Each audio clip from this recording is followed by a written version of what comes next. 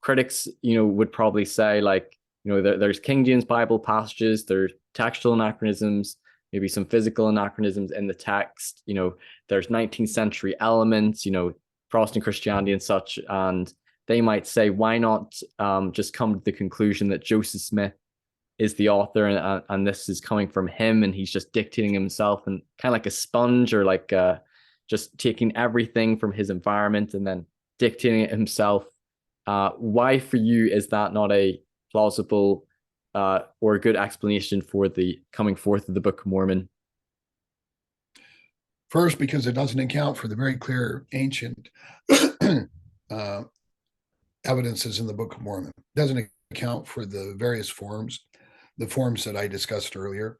Yeah. And the adequate theory has to account for all of the evidence, not just the evidence that meets with one's preconceived biases. Okay. And this is not Joseph Smith. The Book of Mormon is well beyond just Joseph Smith. Yes, it is his language, it's his phraseology, but it's not Joseph Smith. It's well beyond what he was capable of. And so, we could go into great detail about the complexity of the text and that, but this is not Joseph Smith. And it wasn't Joseph Smith in the Salamander letter, and it's not Joseph Smith in the Book of Mormon. Mormonism with the Murph, where we do a fair and objective analysis of the church and its truth claims, its history, doctrine, and policy. Hello everyone, welcome back to my channel, Mormonism with the Murph, where Latter-day explores the church's history and the church's truth claims. And I'm really excited for today's episode. I have with me Scholar Blake Ostler. Blake, thanks for joining me. Happy to do it. Yeah, it's an honor. So just a brief introduction. Blake Ostler, he's an American philosopher, theologian, and lawyer, and he's written numerous articles on the topics of Mormon theology, philosophy, and thought. And tying in with the series that I've been doing on the Book of Mormon, I'm going to be promoting an article that Blake Ostler has written, The Book of Mormon as a Modern Expansion of an Ancient Source. So I'm really excited to have Blake on, who's written and is a very thoughtful scholar on the Book of Mormon. And we're going to be discussing the Book of Mormon translation and his view on sort of like the translation process, and looking at the evidence for the Book of Mormon, and maybe respond to some of the tough questions or criticisms as well. But is there anything else you want to share, Blake, about your background with the church, anything about your own sort of testimony and scholarship and involvement in apologetics?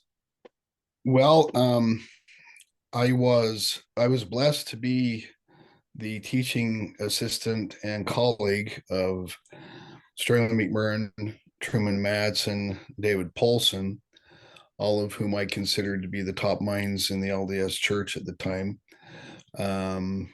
Really, really great mentors for me. I have a debt of gratitude. They're all gone now. I miss them, but they were, great men, and I benefited greatly from them. Keep in mind the article that we're discussing was written in 1987. Yeah, I can believe that. Like this is not recent. No, I was like 26 years old when I wrote it. So that's the same age as me. Wow. Yeah. Don't know if I could write quite as an impressive and scholarly article as that, but no, it's amazing how long ago that was. Yeah, it's been a while, and I've had time to ruminate and think it over. I haven't changed my position at all. I believe that the Book of Mormon is precisely that. It's an expansion of an ancient source. I think it's demonstrable that it's an expansion of an ancient source. And we can get into precisely what that means and how that works. But think in terms of the Targumim.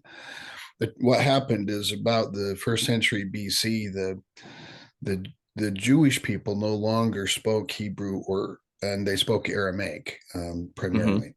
And so Hebrew texts were required to be translated for them, and they would translate them first verbally, and then it was forbidden for them to be written down. But after a while, they wrote down their translations. What their translations were translations of the underlying Torah, and they had a separate translation of the prophets and the Old Testament. But their translations were very interesting because they included glosses where they would give, just this is what this word means, or they would give long explanations about what this is about. And it was considered a direct translation. because the people could not understand what they were dealing with without that kind of a translation. And so it was a translation, explanation, exposition that was necessary to convey the Hebrew to the people so that they could understand it in the Aramaic that they spoke. Right. And so we have, a real world. I'd also say that's essentially what's happening in the Gospel of John. The Gospel of John is not giving us merely the sayings of Jesus, it's giving us the insight into what those sayings mean. And so we have this kind of expansion on what Jesus is doing because it gives us the insight beyond, what we get in the sayings of Jesus. And so we see real world examples of the kind of theory that I'm proposing of what the Book of Mormon is. Of necessity, in order to make the Book of Mormon text relevant and understandable, Joseph Smith would have had to have engaged in this kind of translation that isn't merely at times word for word, but an explanation of the text, what it means, a gloss on a word. I'll give a specific example also. I've given this example before. There's a Hebrew word hesed. Hesed is translated as sometimes as just mercy, sometimes it's translated as covenant love. But to understand what the word really means, you have to tell the entire story of the Old Testament, because that's what it means. It means God's historical dealings in And what's the word you use? Haset in Hebrew? Hesed. Hesed. Hesed. Oh, okay. Hesed. Hesed. And so, you get this word that could be translated with the entire Old Testament. Right. The best translation would be to give examples of stories from the Old Testament about how God was faithful to the covenant, even when the people of the Israelites or the Jewish nation were not faithful to the covenant, and he would accept them back, urge them to repentance. And so really telling the story is the best way to translate the word.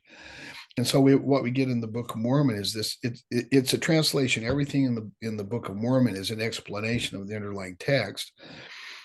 And sometimes it could be what I call a tight translation. It could be word for word, like in the Targumim. Sometimes you get this word for word translation, but it often departs, and sometimes you get these large expansions to explain what's going on because the people can't otherwise understand it. And that would have been especially necessary for the kind of text that the Book of Mormon had to be, being a transposition of essentially Jewish people into a new world culture where they would have adopted extremely new ways of conveying ideas. I mean, if you look at the scripts in Mesoamerica and ancient Americas, you've got an ideographic system in the Mayan writing system and so forth in the Minoan. In any event, what you've got is, in order to convey that kind of an understanding, it would be vastly necessary to have long stretches of explanation and expansion to give an idea what the text actually means and intends. So that's, my theory is based upon real world kinds of things that have occurred in history, and Right. an understanding. I speak several languages, some fluently because they're modern. I don't speak ancient Egyptian. I don't speak biblical Hebrew because nobody does.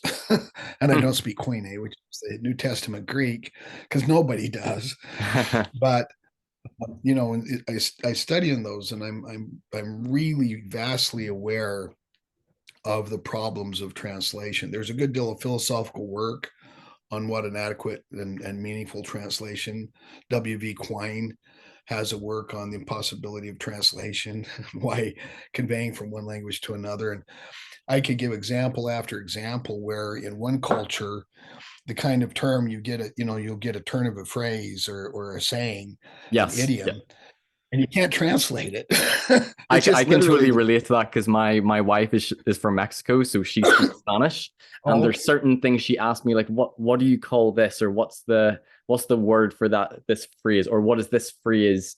How do you translate it in English? So we don't have that, and then there's phrases that we have in English that they don't have in Spanish, or certain verbs that they have in Spanish we don't have in English. And it's fascinating that it's not always word for word direct. Yeah, no, it would be impossible. Y sin duda tú puedes hablar el español muy bien, ¿no? My Spanish isn't too good. I need to work on it. Okay. In any event, we have a lot of Spanish speakers that are close to us, and I get to speak in Spanish. It's harder to practice. I practice Italian a lot. I practice my French a lot. It's harder to practice some of the others. Yeah. And but the kind of translation. So what you're looking at, if somebody were to try to explain, in English, sometimes we'll say when a person's about to go out on stage, break a leg.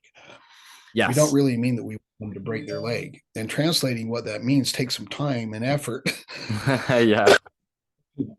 You're not going to do it by translating it literally, and you couldn't possibly do it by giving just a short explanation. You've got to explain the history of why people say break a leg so that it makes sense. So you're really saying do a great job. So if Right. you Yeah. translate it, get out there and knock them dead. No, I don't mean that. I don't really mean you should make people dead. Okay. So we have these ways of speaking, and translation is not, I mean, it's a real philosophical issue. It's a difficult thing to do an adequate translation. But the greatest thing on earth is an inspired translation. And Joseph Smith used the word translation for his activities. For instance, he translated a parchment of John. This is in D&C 8 presently. Yeah. He never puts the parchment, but he translates it. Okay. He doesn't need the parchment to translate it. He gives us the entire book of Enoch in what is now the Pearl of Great Price, but he never possessed a written copy of the book of Enoch. Yeah. Or the Book of Moses And as well. He was translating the first chapters of Genesis, and it was sort of like this expansion or revelation. that's exactly what it was. It's an expansion of the Old Testament text that he's, and when they're translating, what they really mean is we're going through and giving greater explanation. Mm-hmm. That's clear, right? He doesn't have a Hebrew text. He's not translating the Old Testament because he knows Hebrew. We know he didn't know Hebrew because he studied it 6 years later in Kirtland when he Yeah. didn't know Hebrew. And he didn't know ancient Egyptian. If he's receiving this at all, he's not doing what people usually mean by the word translation. I know language, like I know languages. I know basically the what it intends from one language to another because I understand both languages and I render it. That's not what Joseph Smith was doing.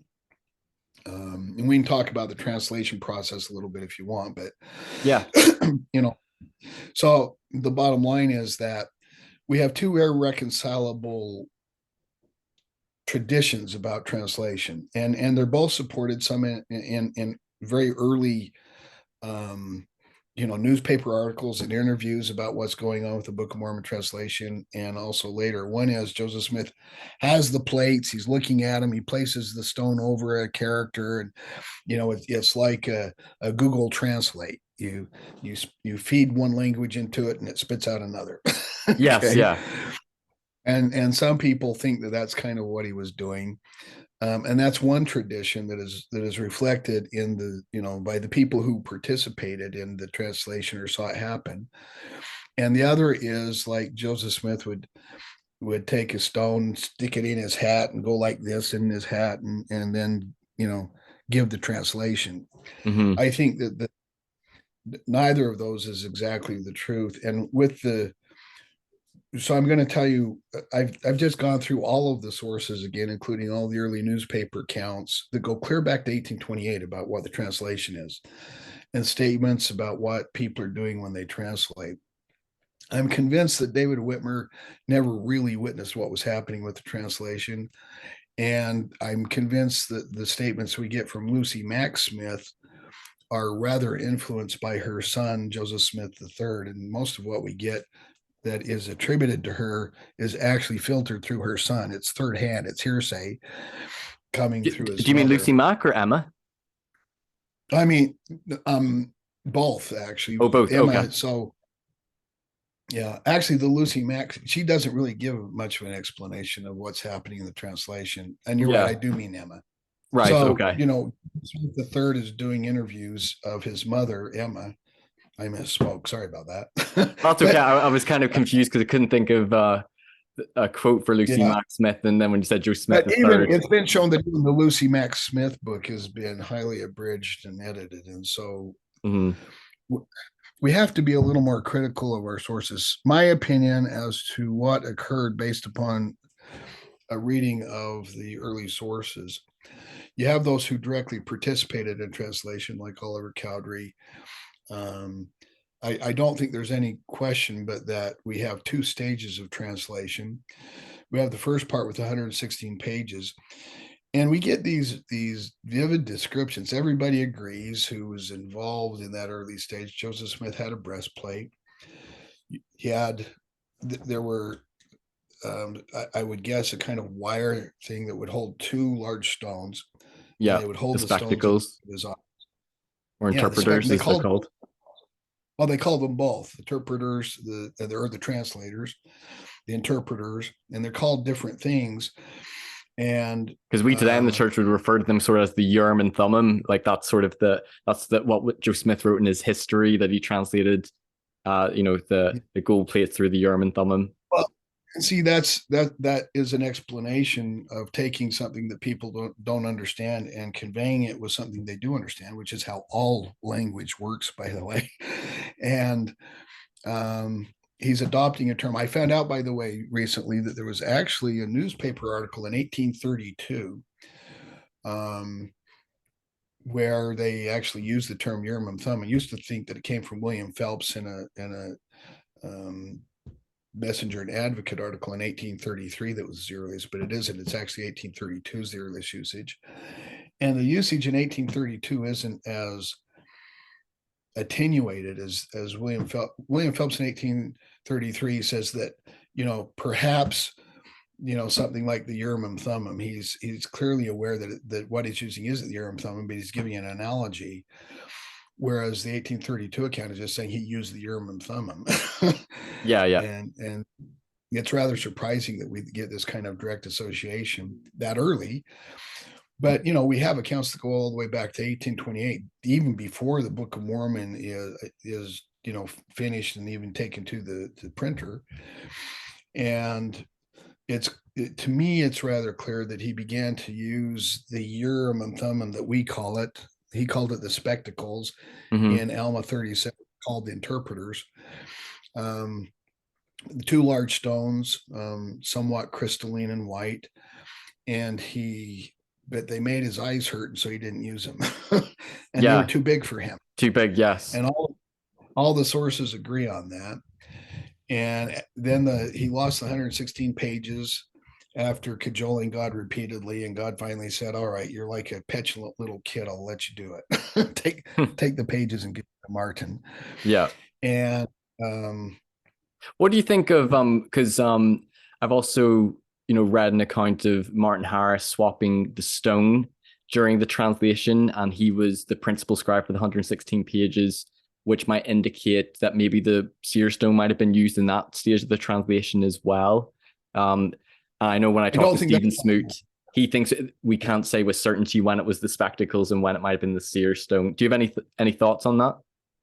I don't think he used the Seer Stone, especially during that period of time.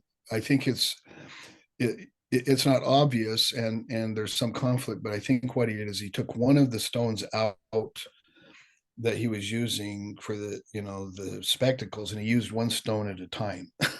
Right. Instead Okay. of both. And it wasn't his Seer Stone. It was one of the stones that he received for the purpose of translating the Book of Mormon. That was the purpose of those, to translate the Book of Mormon. And that's why I think it's based on Joseph Smith's own statements and based upon the statements in the Book of Mormon about the purpose for which the stones were prepared. They were given so that the book could be translated. And I believe he used one stone at a time because using two was cumbersome and difficult and gave him headaches. And so he used one stone at a time. And the sources agree that he would use. Now, I'm going to raise two issues. The first is why did he need the plates? Did he use the plates? And I think the answer is sometimes he did, sometimes he didn't. I think he quickly learned that he wasn't translating. It wasn't a Google Translate where you needed the plate, where you put it over the plate and, the translation appeared. And my understanding is sometimes the plates were covered, in a sack or a cloth or even, in a chest or present sometimes. Mm-hmm. And so what he's doing is fairly clear. The stone is clarifying his spiritual receptivity so that he can receive revelation as to what the text means. Because it's obviously not a mechanical translation. It's possible that everything we have in the Book of Mormon is translated directly by God. It's possible. I tend to think that that's not very likely for two reasons. One is the content of the Book of Mormon shows that the expressions and so forth are 19th century English. Okay. Yeah. There have been arguments that it's actually 16th century English, but I'm not persuaded.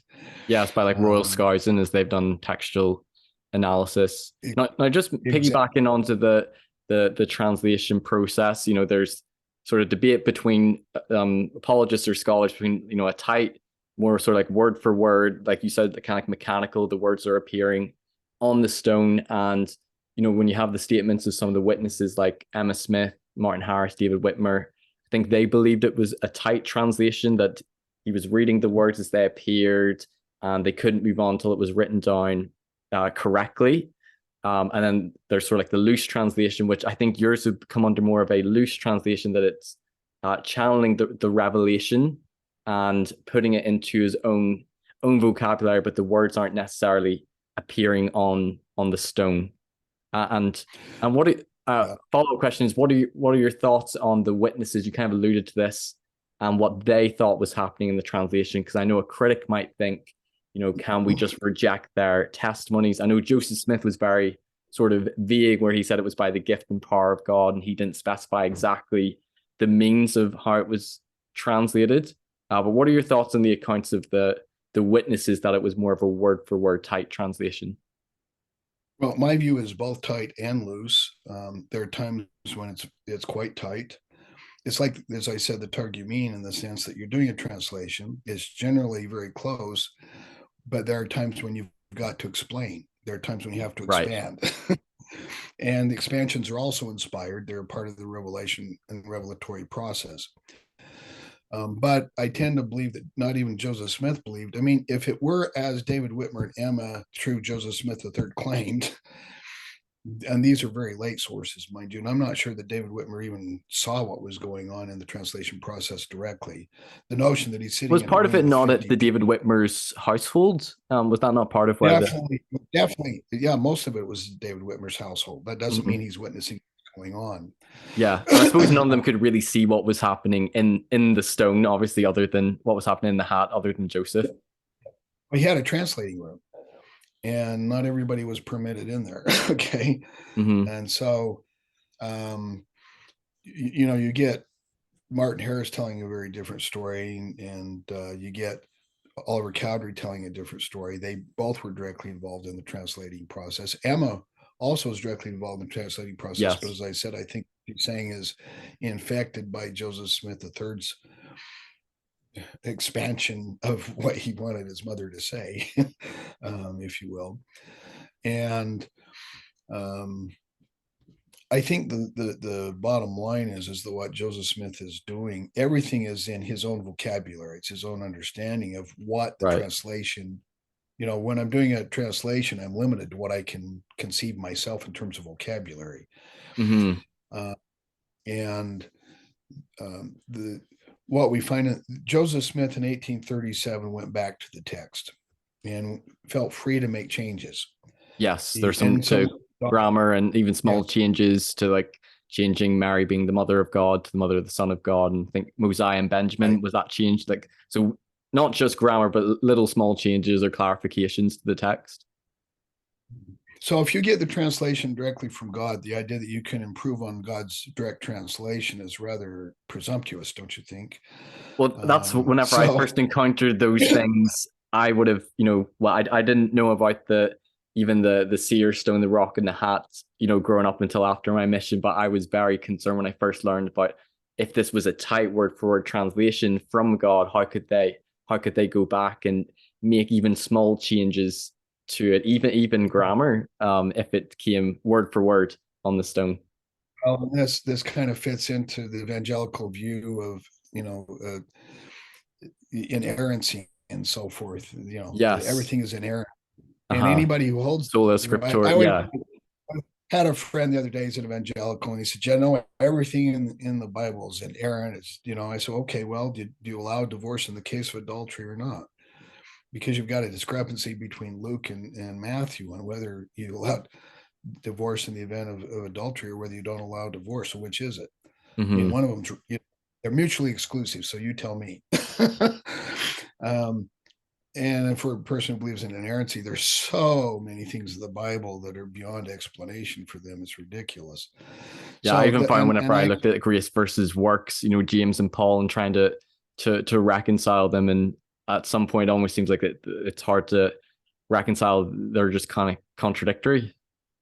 well, in my second volume of Exploring Mormon Thought, I have a full chapter on the interplay between Paul and James, and I actually assert that James is responding to a bastardized version of Paul. Okay, he's not responding directly to Paul, but from slogans that came from Paul. Though in one case, he's actually responding directly to Paul, and he's rejecting Paul's reading of Genesis and the sacrifice of Isaac. He's just outright rejecting it.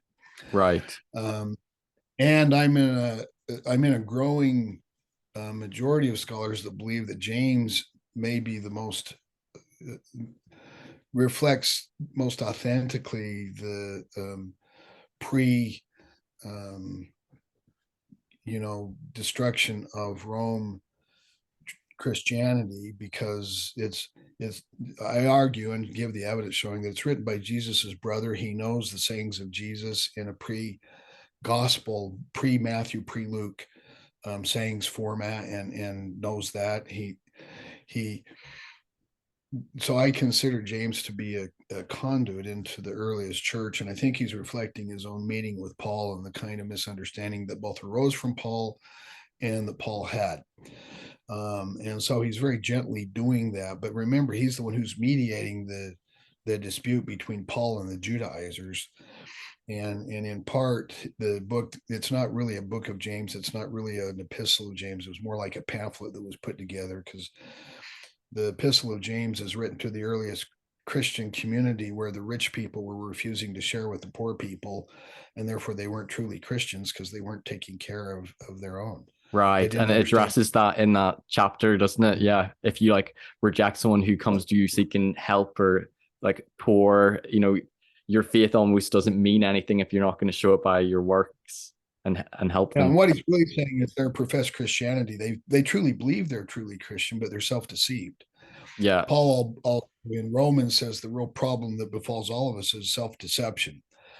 And I tend to believe that what people refer to as original sin, the idea of original sin is abhorrent to me, but I tend to believe that the idea of original sin is really the kind of self-deception which we all engage to hide the truth from ourselves, as Paul says. And as James also says, we hide the truth from ourselves, this truth that we know, but we're not going to put up with it, and so we hide it. Anyway, back to the Book of Mormon. Um, And I think if Joseph, I could just interject, I had a similar conversation with Terrell Givens just on the nature of like scripture and revelation. I think even as Latter-day Saints, we've grown up to believe that, there's maybe been mistranslations with the Bible or the way it's been transmitted.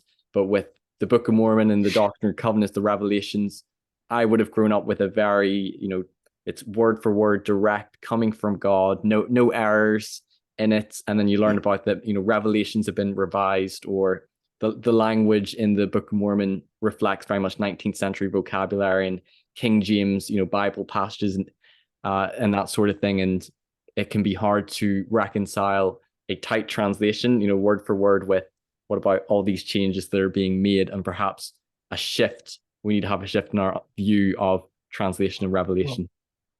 everybody ought to have this kind of a shift, and everybody ought to go through a faith crisis to the extent that they're growing up. When I Yeah. was a child, I thought, but I'm no longer a child. I'm quoting Paul here, obviously. Everybody needs to go from a childish and childhood-like understanding of their LDS beliefs to an adult understanding. And the transition can be difficult because a lot of people get upset if it's not exactly as they heard it when they were 6 years old. And it's like, you really think that what we taught you when you were 6 was the whole truth and nothing but the truth? So help me God, give me a break. That's just childishness. And don't stick with your childishness. Grow up. And that's the problem that I have with a lot of people who leave the church. They just refuse to grow up in the gospel. They refuse to become a more accurate and sophisticated understanding of what really was happening. A part of the problem, though, is you had a group of people affiliated with Joseph Fielding Smith and people like that who kind of held on to their fundamentalist, childish view of things and presented it and wouldn't let anything else be presented. Yeah. And so we got stuck in this kind of fundamentalist approach to things in the church. But we're moving beyond that. I know I can speak for my experience that, I grew up very, very orthodox.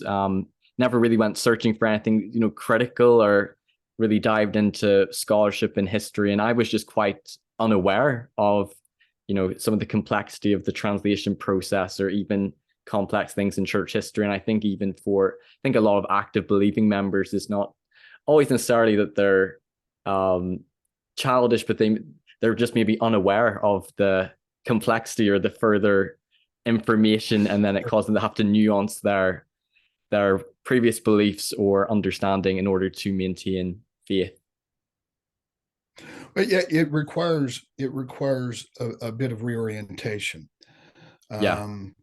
Question is, are you going to throw the baby out with the bathwater, or are you going to come to a more adult understanding? I'm being critical here, and I don't mean, I understand it's very painful cognitive dissonance for people, and they go through this process, can be very difficult for them. And I don't mean to be flippant about that, but I do mean to be critical of people. So for instance, I hear people talking about the Isaiah problem in the Book of Mormon, and it's obvious to me they have no clue what they're talking about, except for what they got on a 20-minute podcast from John DeLynn. They don't read Hebrew. They don't understand any of the scholarship. They think they know all about it, and they reach conclusions based on something that they're absolutely totally ignorant about. And it's just frustrating. Because they think they know everything when they're absolutely totally ignorant about the subject matter that they're discussing. And let's talk about Second Isaiah and the Book of Mormon for a moment.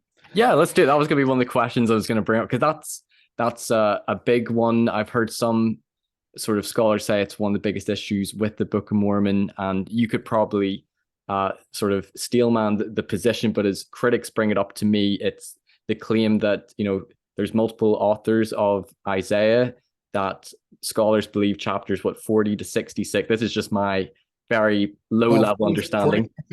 40 through 55 or Second Isaiah, 55 through 66 are Trito or Third Isaiah. Third Isaiah. Yeah. And so you get Second Isaiah writing in the exile, and the reason that's a problem is, so Lehi leaves Jerusalem pre 587, it seems. Yeah, before the Babylonian captivity. Right. And if Isaiah is written after Lehi leaves, then that couldn't have been on the brass plate. So let's be clear about what the problem is, okay? Yeah. So if he's quoting from Isaiah, a text that didn't even exist when he left, he couldn't have had it on the brass plates, and it's based upon a common misunderstanding that people have about the biblical text, thinking everything in Isaiah is from Isaiah. Right. And then Isaiah is written more from the perspective of returning from the exile. Okay. So it's even later. There was a recent article by Colby Townsend in Dialogue, arguing that Third Isaiah is found in the Book of Mormon. I was not at all convinced by it. It's not well reasoned.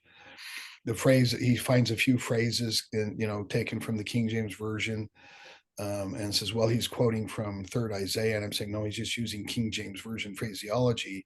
And I could show you equally, for instance, one is they're clothed in robes of righteousness. It appears in 2 Nephi 9. And the only place that exact phrase occurs is in Deutero-Isaiah, or the Third Isaiah. But I can find you almost duplicate statements in the Psalms and in pre-exilic sources, okay? And so the notion that using a phrase is reliance on the third book of Isaiah is nonsense in my view. Doesn't understand what's happening.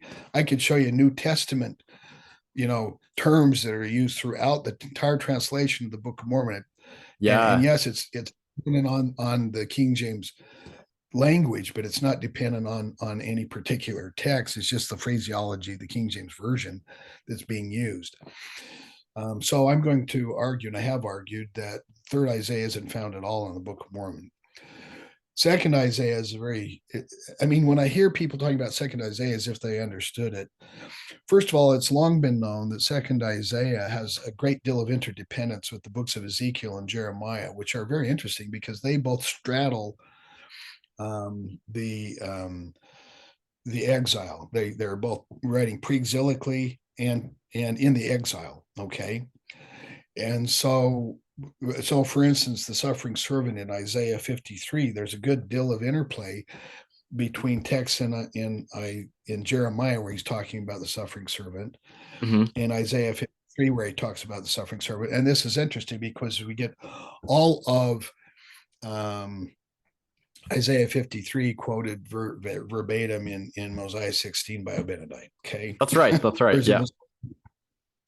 So the question for me is, and I've looked at this question at great length, and the conclusion I've come to is that what we have in second Isaiah, the original Isaiah worked. He was the vizier, the second in command to the king of Israel. Okay, and he was involved in setting up the cultic status in the temple, and in particular probably the songs and so forth that were sung.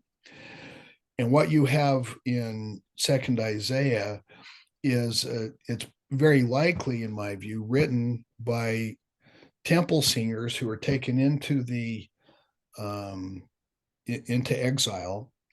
They're the temple, and this is demonstrable because you have Ezekiel, who is steeped in the priestly sources. Remember, he is taken in the first of the exile, and so he's taken into Babylon, and he's very priestly. He understands all these things, and that's because he understood the temple cultus. He had to be a priest, okay, which would have made him a Levite, I suppose. But in any event, he also quotes the same kinds of things from second Isaiah. And the question is, did second Isaiah have both Jeremiah and Ezekiel, which I think is so highly ridiculously unlikely, or is the dependence the other way? Did Ezekiel and Jeremiah is also priestly, by the way, or did they have this common temple cultus left over from Isaiah, attributed to Isaiah, that they all had, and that there are all three quoting, because they have these common, the common quotes that are clearly interdependent. They're and the question is, what is the direction of dependence? Are both Jeremiah and Ezekiel and the Psalms, by the way, dependent on second Isaiah, or is the dependence in the other direction? I think that the evidence is very strong that the dependence is in the other direction, and that so what you have is this. And why would people accept this as being from Isaiah? I mean, people knew Isaiah. Isaiah was well known, and people would not have accepted attributions to Isaiah unless there were a strong attribution to be made and people understood that it was from Isaiah. So I think very likely what we have, I think it's very probable actually, we have these temple singers, people who know about the temple cultus, which includes you get the kind of people like Ezekiel and Jeremiah, who are also in that group, and also the writers of the Psalms. They're all in this group. And the dependence actually goes back to Isaiah. It's attributed to Isaiah because it comes to Isaiah. It gets put together in second Isaiah in one way. You have the dependence shown in Jeremiah and Ezekiel in another way. And so when we get to the Book of Mormon, we have this corpus of sayings that go back to Isaiah. They would have been preserved as part of the temple cultus, the temple singers group. This would have been a school of people devoted to Isaiah. And so it's appropriate then, let's say we get to what is Abinadi doing? Well, he's got this core of songs attributed to Isaiah, if you will, and so he's quoting them. And Mm. in particular, we have this, it's demonstrable. We have this very close dependence on the suffering servant in Isaiah 53 that appears also in Jeremiah. We get echoes of it in Ezekiel. It appears in the Psalms. And so, it's extremely likely that, the writer of Isaiah doesn't have all these sources, and they're not all quoting from second Isaiah, as the theory would have it, going the other way. And so we have a very clear explanation as to how we have Isaiah, the second Isaiah in the Book of Mormon. But it's clear that what we get in the Book of Mormon is not just second Isaiah. It's not just Isaiah as we find it. The Book of Mormon is giving us the King James version of Isaiah, which was translated in the 16th century. Right. Yeah. And it's clear. Nothing could be clearer than the fact that Lehi did not have the King James version of the Bible. Okay, translated in the 16th century. So I just laugh at people who are, oh, it's a big problem because the King James version's in the New Testament or in the Book of Mormon. Everybody was hiding that fact from me, and it's like, really? You think anybody's hiding the fact this is the King James version of the Bible in the Book of Mormon? Everybody in Joseph Smith's environment knew that was the King James Bible. Yeah, yeah. And what happened is obvious. Joseph Smith is using the King James version of the Bible to reflect what was on the underlying Book of Mormon plates that go back genuinely to Isaiah and are properly attributed to Isaiah. But it's very likely it's the version as we get it through Isaiah rather than through Jeremiah or Ezekiel or even the Psalms, and it's fully fleshed out in that way. Okay, and I'll give another example in a second, but I'm going to raise another problem. This is an interesting fact, and it still has me puzzled. On any view you take of the Book of Mormon, we have an imponderable quandary, and it's this: how is it possible that we have word for word the King James version of the Bible, Isaiah in particular?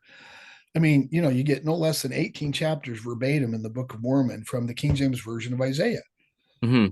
But how did this happen? You've got people who are there with him. You've got one version of the translation where this is only one statement by Martin Harris where he says there's a curtain between him and Joseph. Nobody else ever mentions a curtain. They all see exactly what he's doing. It's there. If they were there translating and Joseph Smith picked up his King James version of the Bible to read from it, they would have gone, Joseph, what in the Hades are you doing? Yeah. You're translating from plates, not reading the King James version of the Bible.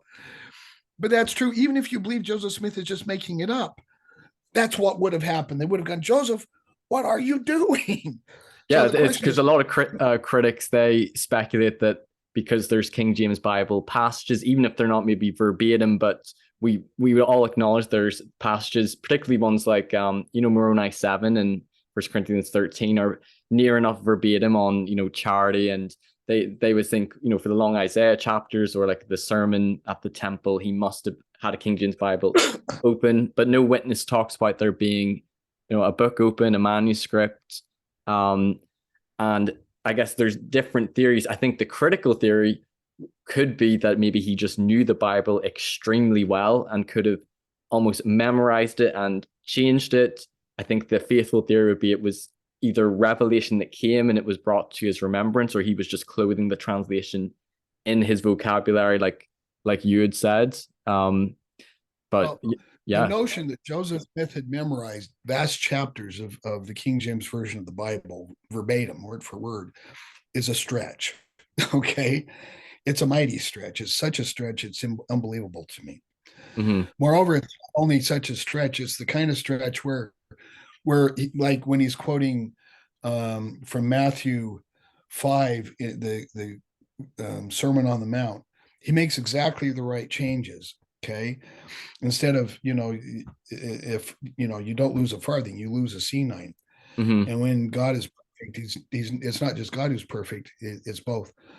Be perfect even as I and your Father in heaven is perfect. He's making the perfect changes at just the right time. And if he's just quoting off the top of his head, you don't do that kind of thing. What about because I know I watched it was a LDS discussions episode, and they talked about how if I'm gonna butcher the verse, but like if you go a mile with them, go with him twain, and he talked about how that's right. For like a Roman law, and it wouldn't have been sort of applicable to the Nephites, and he was arguing Joseph Smith probably didn't know that, and he should have adapted that, or Jesus should have adapted that part of the sermon to them, and that's like a bit of a mistake or a fingerprint that this is Joseph Smith. Do you have any thoughts on that? Yeah, even in English we say go the extra mile. Okay, not extra furlong. And what it means is you're not just going, because if you love somebody, you don't just go out and point the way, you actually walk it with them. And so that's translatable, I think, into any particular culture. I don't see that as being a problem at all. Okay, right. It is true that it's a reference to a Roman law. You were required to march a furlong with a Roman soldier. Okay, that's not really what Matthew says either. He translates it into a more Hebrew culture when he's telling about it. But that's his whole goal. He's showing us the relation between the law and Jesus, and that's what he wants to do. So we've got translation upon explanation there. Let me give another. So you've got the suffering servant, and it appears in all of these sources in one form or another. You've got a suffering servant in Jeremiah. You've got echoes of the suffering servant in Ezekiel and the Psalms. And you've got it, of course, when Abinadi is explaining it. And Abinadi gives this really unusual explanation that God himself is going to come down and be with us. And his explanation for how it is it's God, it's that Jesus so fully embodies the will of the Father that he is the Father among us. That's Abinadi's explanation, which is a fairly unique explanation of Isaiah 53, and is a practical matter, fairly unique in Christian interpretation. So unique, I can't find it anywhere else. But I know whenever I read some of those passages, even as a missionary, before I dived into any sort of controversial things with critics, it sounded more like Trinitarian or modalistic, referring to like Jesus is both like the Father and the Son, and he's the Father because he like does the will of the Father, but the Son because of his flesh. And those passages, I remember finding them very confusing as I read them as a missionary. I actually have an article on that called "Revisioning the Mormon Concept of God," where I look at, in particular, Mosiah 15, and it's very clear it's not modalism. The reason it's not modalism is there are very clearly two distinct wills. Okay, has a will of his own, but his will, and this is the language, is swallowed up in the will of the Father, so that his will is fully aligned with the Father. He so fully does the Father's will for him that he embodies the Father in that sense. And that's how Abinadi presents it. It's not modalism. That's not a modalistic explanation. And it's not even consistent with modalism. It's more consistent with social Trinitarianism, and no matter how you look at it. But it's interesting. So the presence of Isaiah 53 at that point is not problematic for me. Let me give another example. I think this is such a perfect, this also shows how Joseph Smith is using. In 2nd Nephi 6-10, you have Jacob appearing at the temple. He does this twice, by the way. He appears at the temple also in Jacob 2-5, right? Okay. And in both ways, he starts out the very same way, establishes his high priestly credentials with exactly the same formula in both speeches. And in both speeches, he gives a covenant reading, and the purpose of the covenant reading is the very same, is to show that the Nephites are still part of the covenant people and subject to the covenant, and the God of Israel is still their God, which is really the question that everybody had in the exile as well. It's like, well, are we still bound? I mean, we're not in the promised land anymore. And most people don't understand this innovation that occurred with the exile. This is the most earth-shattering, paradigm-shattering thing that occurred maybe in the history of the world. People don't even understand it. In the ancient Near East, if you went into a new city-state, you were subject to the king. And that king was aligned with the god, if he wasn't exactly identical with the god. And that god, like Chemesh, or name your god, was the god over that city. And if you didn't accept that god, it was treason. You would be killed. And to not accept the god was to reject the king. So what happened in the exile is they're saying, and this is exactly what second Isaiah is saying, is what Jeremiah is saying. It's saying, no, God is God of the whole earth. Yahweh is the God of the whole earth. And we are still his chosen people. We're still the covenant people, even though we're no longer in the promised land and we're still subject to the covenant. Right. This is a revolution in thought. This is exactly the burden of Jacob in both of his speeches, explaining to the Nephites why they're still subject to the covenant, why they're still the promised people, and why, even though they're not in the promised land that they had, they're in a new promised land that God has given them. And most people don't even understand the problematic. The Book of Mormon fully gets this problematic. And so what Jacob does in both, and this is an interesting thing because the Book of Mormon knows is of a prophetic corpus that isn't present in the Bible. This also is revolutionary for the time of Joseph Smith. Zenock, and Nahum are not biblical prophets, but they are quoted and recognized as prophets in the Book of Mormon as if though they're absolutely scripture on the same par as the Old Testament. Right. This That's is a right. Yeah. revolutionary ability. And so you have this prophetic tradition in the Book of Mormon that's not reflected in the Old Testament that the Book of Mormon knows about. This rings so authentic to me. This prophetic tradition that's unknown in the biblical context.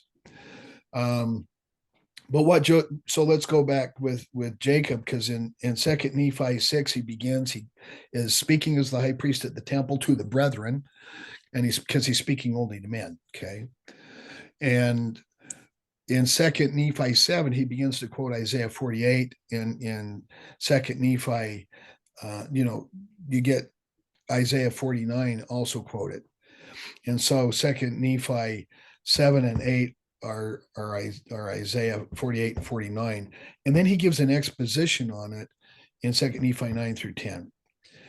And it's a brilliant exposition because the whole reason that Jacob is quoting this portion of Isaiah is that Isaiah is explaining how they are still subject to the covenant, even though they're not in the promised land. But it's perfect. And this is a part of what we see in both Jeremiah and Ezekiel, and also in Deutero-Isaiah. This is what they're dealing with, even before they get to the exile. Is God the God of the whole earth or not? And I believe that we still have this process of this school of Messianic disciples, the singers in the temple, dealing with the original words of Isaiah. And the whole reason he's quoting it is that Isaiah is saying, even though you were on the isles of the sea, you're still subject to the covenant. He's still chosen you. This is Isaiah 48 and 49. And Jacob perfectly recognizes what's being conveyed in Isaiah 48 and 49 and expands on it and says, look, we are on an isle of the sea. And he's explaining how they're still subject to the covenant and how God is going to deliver them. And so, but we also get this marvelous, this is a sermon that needs to be read out loud. Second Nephi 9 through 10, Second Nephi 6 need to be read out loud to truly be understood and grasped, okay? Because this is great oratory. And in Second Nephi 9, he is interweaving language that he takes from the King James Version of the Bible in the book of Revelation about the monster, death, and hell.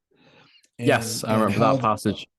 Talks the about the plan of resurrection. salvation, doesn't it? Sort of in Second Nephi 9. Exactly. Yeah. Yeah, Like, it's the whole plan of salvation. uh-huh. But he's also giving it into how God is fulfilling his covenant with them. Okay. Because he's going to deliver them. And he's not only going to deliver them out of the exile, he's going to deliver them from death and hell and ultimately be the God of the whole earth. And so you get this very Christian understanding because Nephi has had this vision of Christ. He understands, or, what's going on. He's discussed it with his brother Jacob, and Jacob has had a vision of Christ because he tells him his name. Okay. Yes. And yeah. so you get this very Christian understanding in Second Nephi 9, interwoven with this Jewish concern about how they're still part of the covenant people, even though they're not in the promised land. They're removed, and the question is, are we still under the law of God that we had in the old world? And so this is a perfect understanding of Isaiah. It's a perfect understanding of these chapters. It's a perfect use. And I believe that they're reflecting this tradition taken from the group of disciples that are preserving the original words of Isaiah And those get reflected back again to us in the expansion in the Book of Mormon, where we get the King James version of the Bible, word for word, 2 chapters. Okay. Right. And if Joseph Smith was that good and he had memorized that much of the Bible, maybe he memorized all of the Bible, because that's what it would actually take. He memorized the entire Bible word for word. And not only that, he also memorized views of the Hebrews, and probably 50 other English books, word for word, verbatim, so he could give us the Book of Mormon, if you believe the critics, which was absurd, but that's their view. Well, getting back to, just to put a fine point on what you're saying on Deutero-Isaiah or Second Isaiah, just for any listeners, and just make sure that I fully understand, you believe that those chapters were not written by the person Isaiah, but you said temple singers who probably might have heard them and they're attributed to him, and that they could have been written before Lehi left. And do you believe they could have been on the brass plates, or would have been, just so I fully understand? So here's what I believe. I believe that Isaiah was responsible for setting up and providing even a part of the temple songs, okay, Right. and a part of the temple focus. There is obviously a continuous group of people who were involved in the temple cultus in Israel who passed these things down. They could have either been written or verbal. I'm not sure which, but they give every indication of having been written down. Okay. And they give every indication of having been treated like the Targumim, like, you take and you translate them, but you also interpret them, you expand on them. Mm-hmm. And what was received from Isaiah is reflected also in Jeremiah, Ezekiel, and Second Isaiah, and the Psalms. It's extremely unlikely that Second Isaiah had access to Jeremiah, Ezekiel, and the Psalms. Okay. Right. I mean, not like they had printing presses, and the minute Jeremiah says it, they take it and run it throughout the country. In fact, it's impossible. And so the dependence had to be in the other direction. It had to be not. It would have been before then. You're thinking it was written before. Right. And it has to be because they didn't have access to one another. It couldn't possibly be that Jeremiah simply had access to Second Isaiah as it got written down, as scholars would have it. Couldn't possibly be that Isaiah is just getting Jeremiah as every new installment as he's preaching. It has to be that the dependence is coming from a third source that they're all reliant upon, and it has to be a pre-exilic source. So the Second Isaiah problem is actually a window into how prescient the Book of Mormon actually is into what's going on in ancient Israel at the time, in my view. It's actually faith promoting, not faith destroying. And so when I hear people discussing Second Isaiah and the Isaiah problem in the Book of Mormon, I understand they haven't really done the research. They don't understand the problem at all. They don't understand the theories of composition. They don't understand how it works. They're just parroting something that they read in the CES letter or heard John DeLynn say in a podcast, and that's good enough for them. And they're going to throw their belief out the window because they, oh my gosh. I think especially things to do with like biblical scholarship, they can be very complex, because whenever I first learned about the Deutero-Isaiah problem, a lot of it was going over my head. And I think most biblical scholars do hold to the Deutero-Isaiah and that it was written after the Babylonian captivity. And do you think they're just mistaken, or what do you think of the scholars who would hold that position?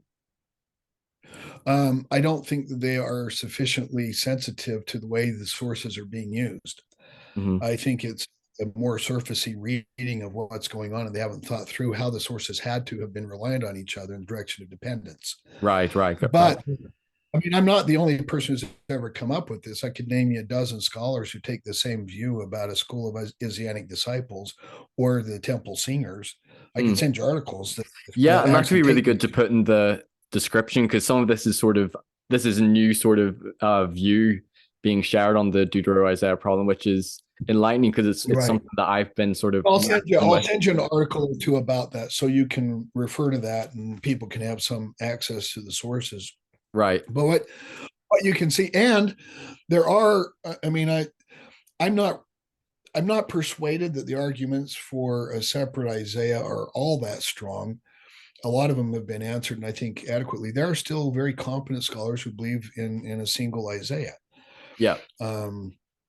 And so, this is a lot more complicated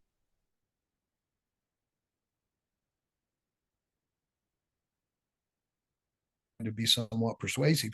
I'm more persuaded that we have this common tradition, as I said, and that Second Isaiah is written during the exile, Mm-hmm. based upon sources. Okay, and as I said, one has to come up with a good explanation for why the attribution to Isaiah was so easily accepted by people who are very well aware of what was in the book of Isaiah. And the only explanation I've heard, and the only one that makes sense of the direction of dependence of the various texts to me, is this explanation. Okay. But I've already said they're very bright, informed people who have a different view than I do.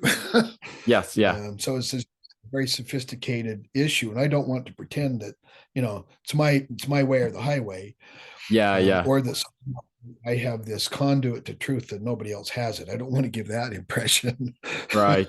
Yeah. There's debate on it, not consensus among scholars.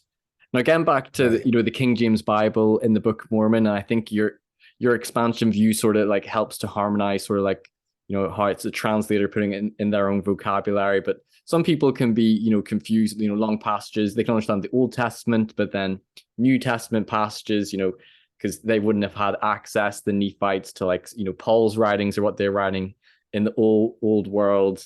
And I remember being asked that question as a missionary, why does Moroni 7 read so similar to 1 Corinthians 13 via an Right. investigator? And I was like, well, God maybe just gave them the same prophets, the same words, and that's how they wrote it down. But a critic would probably think, if Joseph knows the New Testament really well, he's just pulling from the New Testament in his dictation, and that's why it's in there, and that it wasn't really on the gold plates. Well, it depends on what you think the simpler explanation is. If you don't believe that God's involved in the translation process, then it has to be 1 Corinthians 13 that it's reliant upon. Mm-hmm. And it's very clear that language is reliant upon not just 1 Corinthians 13, but a particular King James Version translation. Yes, which and they might clearly, point to it. Well, that's convenient. That's the one that Joseph Smith had in his possession. yeah. So it's very clear that is the source in part of most of what we have in Moroni 7, as you said. I think But it even is ones a where very like Moroni 10 about like gifts of the spirits as well is right. similar. And I've also read Graham Also, Palmer's book, and he had a chapter on similar, Bible passages, and you could definitely see that there was either similar phrases or some things that were almost copied verbatim from, or not necessarily copied, but are sort of verbatim, borrowing from New Testament in the Book of Mormon, sort of throughout the book. well, and I think my expansion theory handles that easily. If it really is the kind of translation I'm suggesting, Mm-hmm. then Joseph Smith adopting the language because, you know, read what Moroni is actually saying there. It's a very interesting take, and at times the base text that he's interpreting is 1 Corinthians 15, and that's very clear. But other times it clearly is not, and the interplay I think is very instructive there. And so, but my theory I think easily handles the presence of the King James version in the Book of Mormon as the way that he's explaining what is on the text as a Right. translation. Because the Keep translator in has to mind put that it in their own words and vocabulary, and that's the vocabulary, there's the King James Bible that no he's other way to do familiar it. with. I'm sorry. I've got a bad habit of speaking over you, and I really apologize. Oh, you're okay. You're It's okay. my bad. And that's exactly what I believe is happening. Joseph Smith, but he tends to, when Joseph Smith is receiving revelation, he tends to slip into King James English immediately. Yes. By the way, why when I receive revelation, for some reason, it always comes in King James English, and I don't know why, but it does.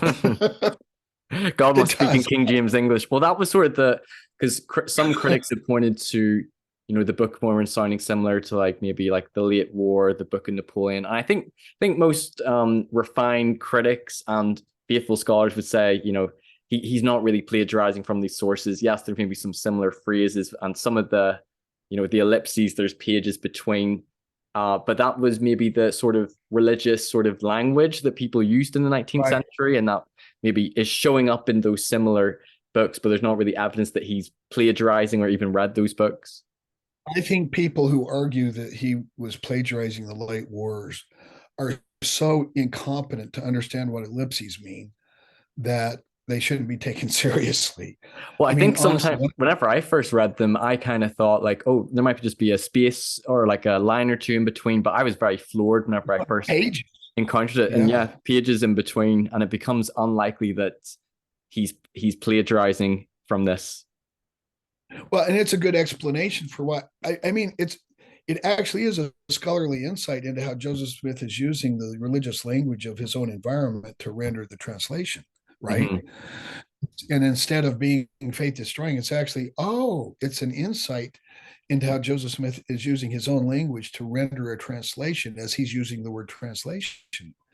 Mm-hmm. Because Joseph Smith is not just giving us a translation, he's receiving a revelation where he's explaining to us the meaning as he's inspired to do it. And sometimes it's an explanation of the text with a lot more explanation. Sometimes it's just a gloss on the underlying text, and sometimes it's verbatim. There are passages in the Book of Mormon that I would take to be nearly verbatim. Some of the chiastic passages, um, other passages that have Hebraisms and stuff like that. I take that kind of stuff seriously Mm-hmm. because I think it does reflect the underlying text. And so mine is an evidence-based assessment. Where does it make sense to say that this is word for word an underlying ancient text? And there are places that it makes sense to say that. And where does it make sense to say that this is an explanation? And where I start getting a lot of King James phrases, I can tell you what he's doing is using the King James phrases as a part of his translation process. And sometimes the base text is the King James Bible, and he's giving an explanation. And so it ranges from tight to loose, and it's based upon what the evidence is. Mm-hmm. We don't just say, oh, it's one or the other. It's what is the evidence? What does the evidence indicate? Right. And so mine is an evidence-based assessment of what we find in the text. I'll give you a few examples of the interplay. In my article, I give 3 different instances from form critical analysis, where I think it's demonstrable that the underlying text of the Book of Mormon is ancient. And I have 3 different form critical Formgeschichte, as we would say in German. What they are very exacting literary forms. I'm a lawyer, and I know I've got a book of civil procedure. If I'm going to present a complaint in court, I have to do it in a very exacting way.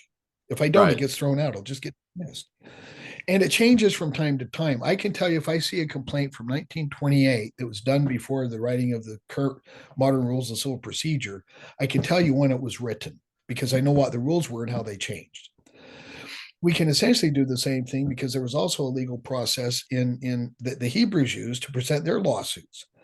You would go to um, the basically the walls where the judges sat, and you would present an accusation, and you would present it in a very particular form.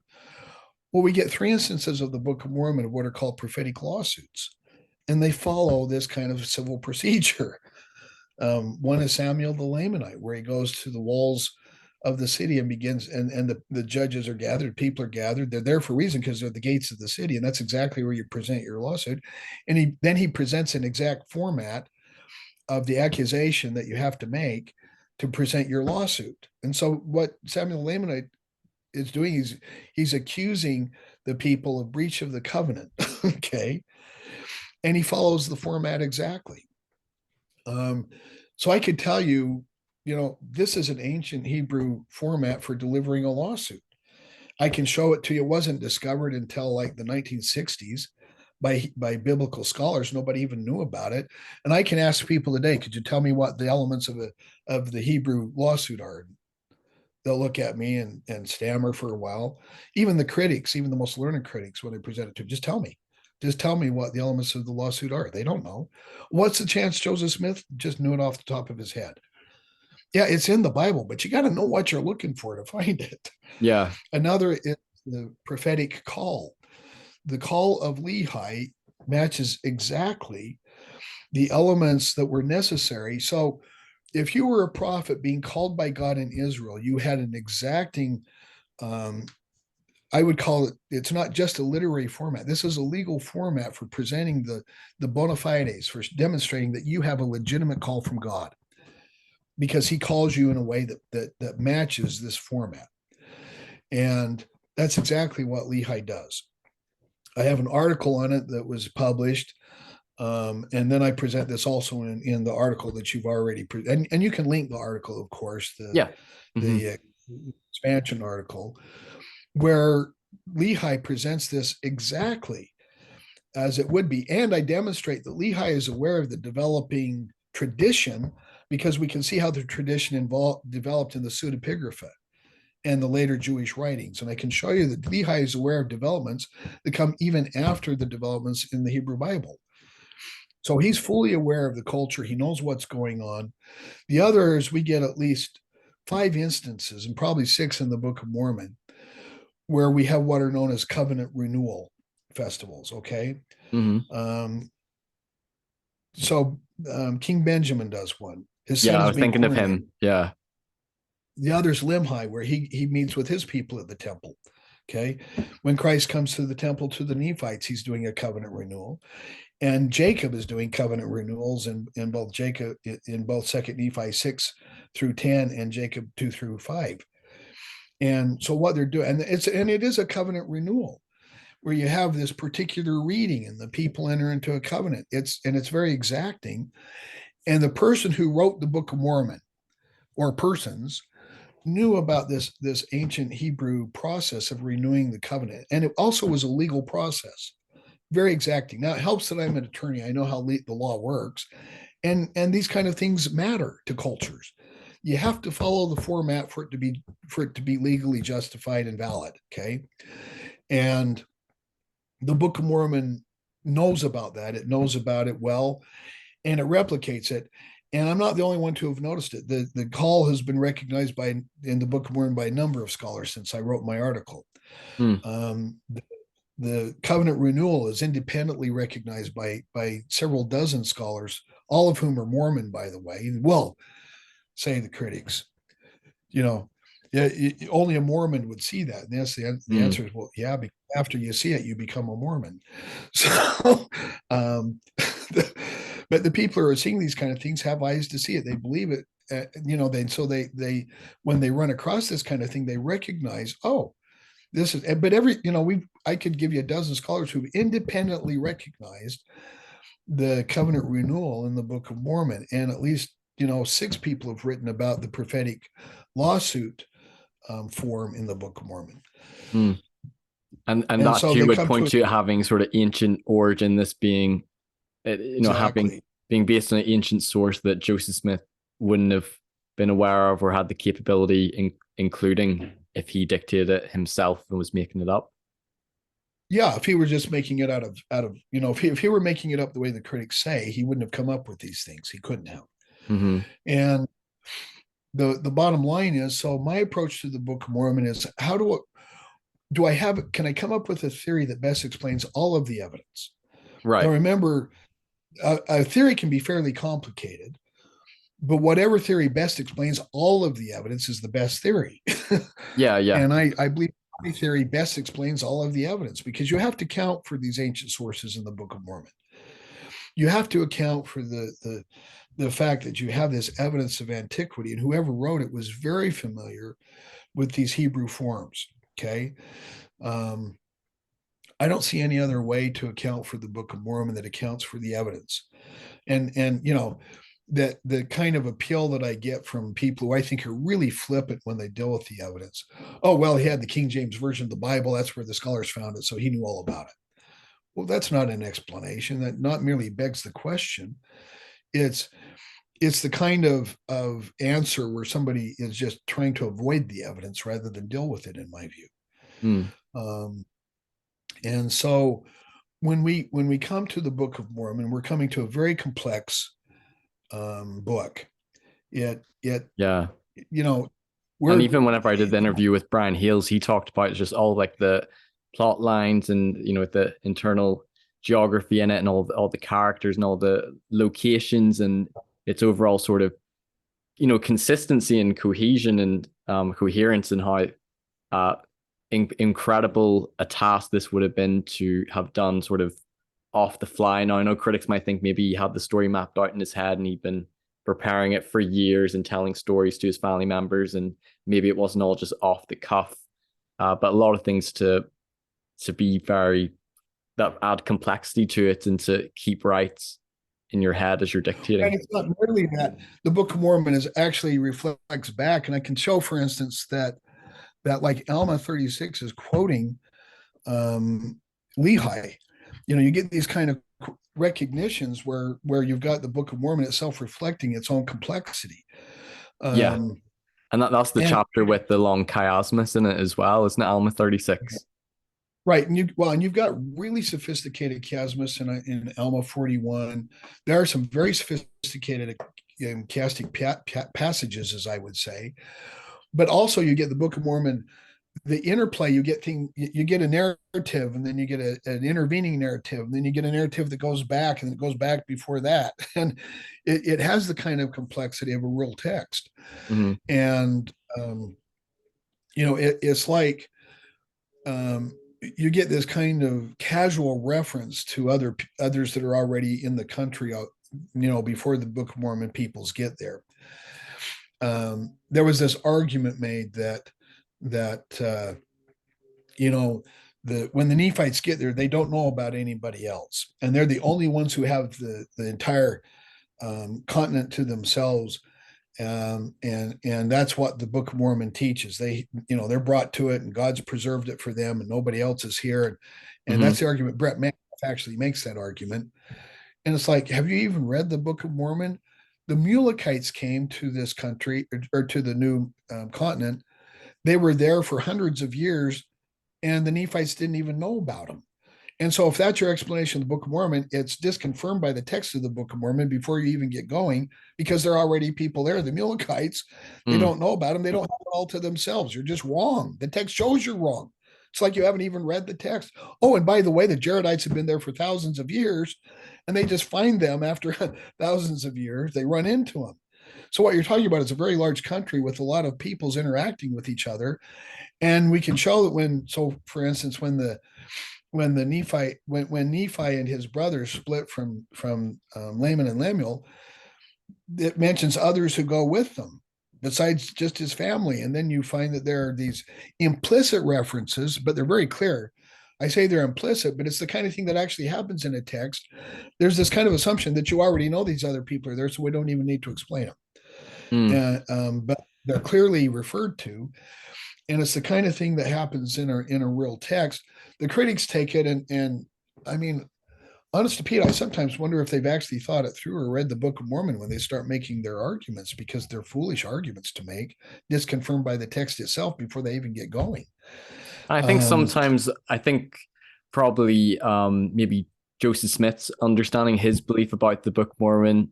I think my upbringing, probably up until many of the prophets would have believed that the Nephites and Lamanites inhabited the entire continent, and they sort of believed, the Native Americans we have today are the principal ancestors, or the principal descendants of, the Lamanites. And, there's some passages I can think of that talk about like them, going to like a land of promise, kept from the knowledge of other nations. Maybe I'm misquoting it, and the Jaredites traveling to a land where never man had dwelt. And maybe those verses at face value, you might think reading it that there wouldn't be loads of other civilizations or nations here. Like, what are your thoughts on those passages? And I think there's a scripture in Helaman that talks about them filling from the land north to the land south, and or to the sea north to the sea south, and the sea west, sea east. And you can almost at face value think, oh, they're covering the entire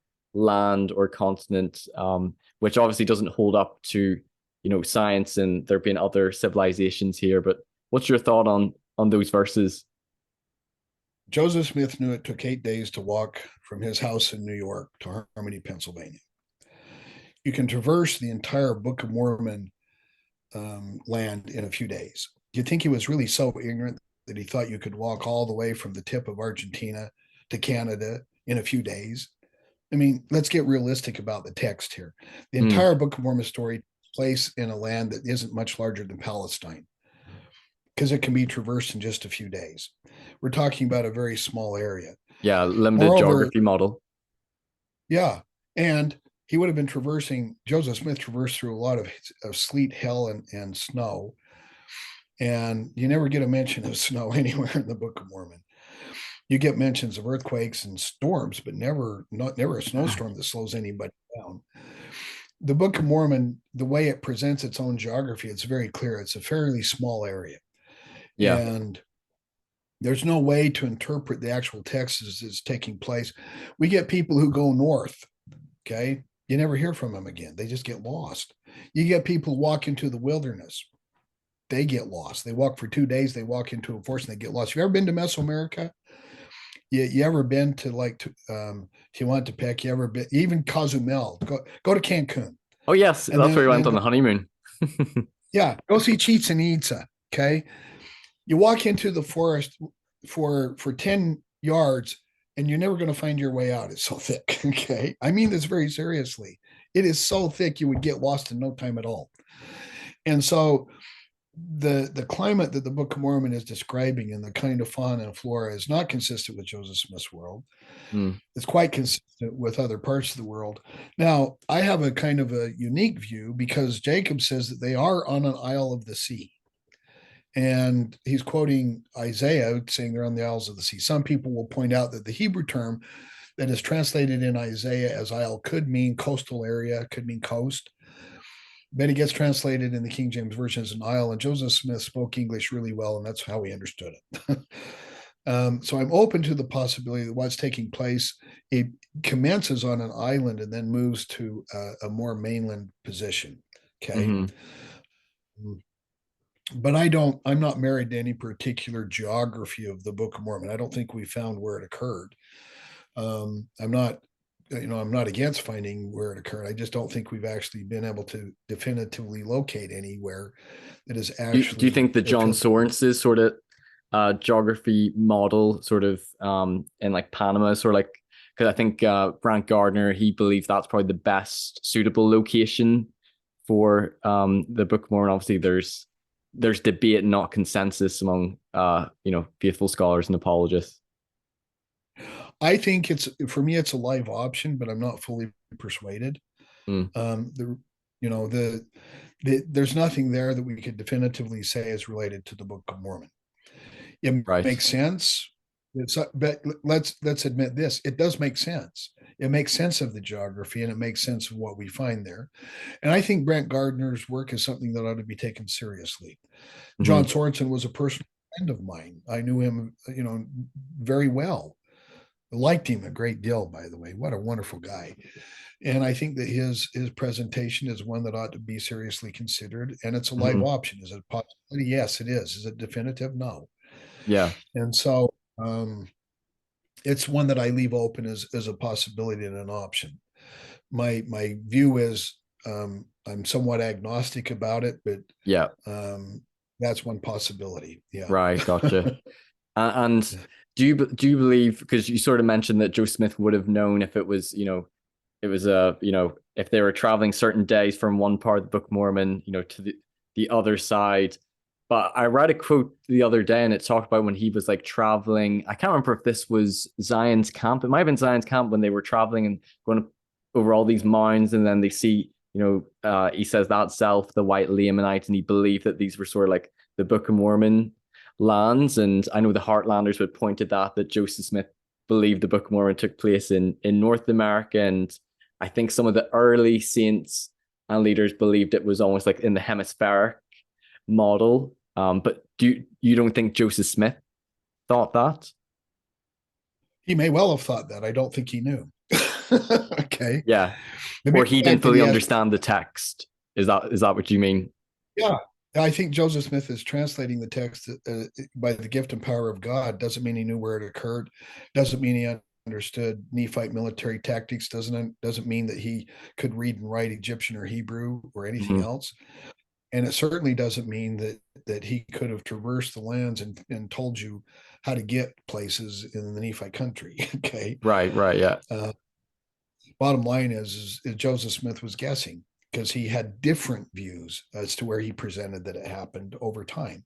And it's clear he tells us that it happens off the coast of South America on one occasion. Yeah. And then he's talking about being in North America. It's very clear to me Joseph Smith didn't have any better idea where it occurred than I do.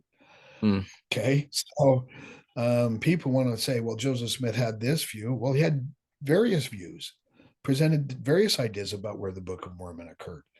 Right. And he may have had a hemispheric model in mind at one point. Okay. Doesn't matter to me. I don't think Joseph Smith knew. And the evidence is that very clear that he didn't know because of his various views on it. Okay. Some people point to, anachronisms in the Book of Mormon. We've talked about, textual ones like New Testament passages or Deutero-Isaiah, and you sort of shared your perspectives, but some people might point to more physical things like maybe steel or like horses, although I know there's been some findings, but it hasn't been definitive, but like, elephants or is it like corn and wheat, those sorts of things that they claim that those haven't been found dating to Book of Mormon times in Mesoamerica, and that it's an anachronism, so therefore, it's not historical. Could you share your view on that in light with your sort of view on the translation? Sure. So I'm going to give two explanations. The first is we keep finding things.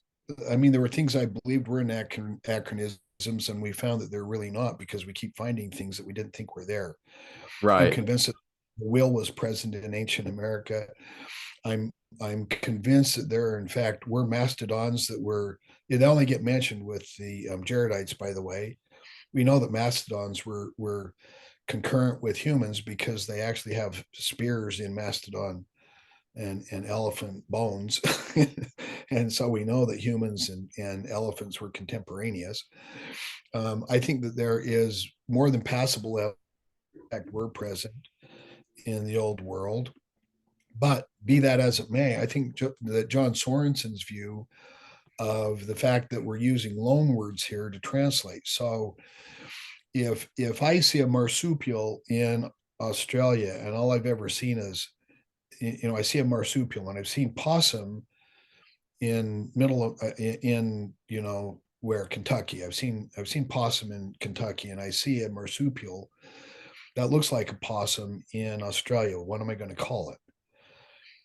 I'm going to call it a possum until I find out that they're different. Okay. And the bottom line is that my theory is exactly what is required to make sense of the Book of Mormon, and you can't do it any other way because let's take a couple of words that don't get translated in the Book of Mormon: cure moms and cure lobs. Okay? I was about to bring them up because critics would say that because they would say, okay, he's maybe it wasn't a horse, maybe it was a tapir, but he doesn't know what it is. So then he translate it in his vocabulary to the word horse, but then that doesn't line up with curlum and cumum because those are words that wouldn't have been in his vocabulary, and they'd lean towards more of a tight translation. Yeah, but the only way to make sense of the Book of Mormon is to have sometimes a loose translation where Joseph Smith is using a conceptual translation. Okay. Right. He doesn't translate cure lom and cure mom for a good reason, and that's that he didn't know how to translate them, and not even God could convey the meaning to us because we don't have it. Okay. We don't have a word that will work for that. And at least in 1830 America, there was a lot we didn't know about biology and species. Okay. Just a fact. There were thousands and thousands of species we hadn't even discovered yet. And so when he's describing, for instance, these various animals and or wheat and so forth, well, there was a kind of grain that the Mesoamericans and South Americans used. They were related to mice, but how do you translate that? Corn? Not really. you have a kind of barley that was Mm. present, and the critics are often way too blind to the evidence that is actually there, that we ought to leave open, that these, not only were these things present, but it appears that in fact there are variations of those things in the ancient world. I actually did a Right. study on the fauna and flora in Mesoamerica, and I'm convinced that what we have in the Book of Mormon is kind of a more English translation of the kinds of things they were actually using in Mesoamerica, that in antiquity. So, but let me be clear. It may be that the Nephites had a very different tradition about what they were doing than other populations in America. I don't believe that the Lamanites are Mayans. There may be some Lamanite blood among Mayans, but I don't believe they're Mayans. Um, I don't believe they're Inca. They may be more affiliated with Aztecs, and so I'm not sure of that either. I've written an article on the DNA problem in the Book of Mormon that appeared in all places of Sunstone, Mm-hmm. and I argued there that the argument holds no water whatsoever. It's a logically invalid argument, because you need a universal quantifier in the first premise to work, and that's what the critics give us. But you can't use a universal quantifier because the evidence will support it. In other words, it's this: the argument has to be that the DNA evidence shows us that virtually all ancient Americans are of Asiatic descent. And the second Right. is all of the people spoken of in the Book of Mormon, and the only ones that are allowed to be in America are of Middle Eastern or Near Eastern descent. Therefore, the Book of Mormon is false. Well, first of all, it's a logically invalid argument. Okay, it doesn't follow at all. But both of the premises are false.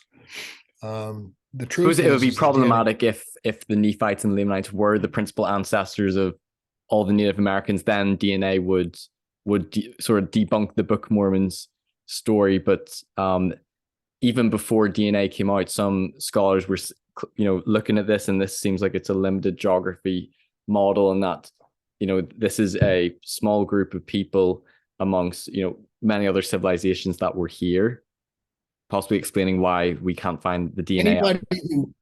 Anybody who makes that argument hasn't read the Book of Jared, because it tells us about an ape group that probably traversed Asia, that came to the Americas way beyond, before anybody else came. Oh, it does. I'd have to go You've back heard and of the read it. Jaredites. Mm-hmm. You haven't read about the Jaredites?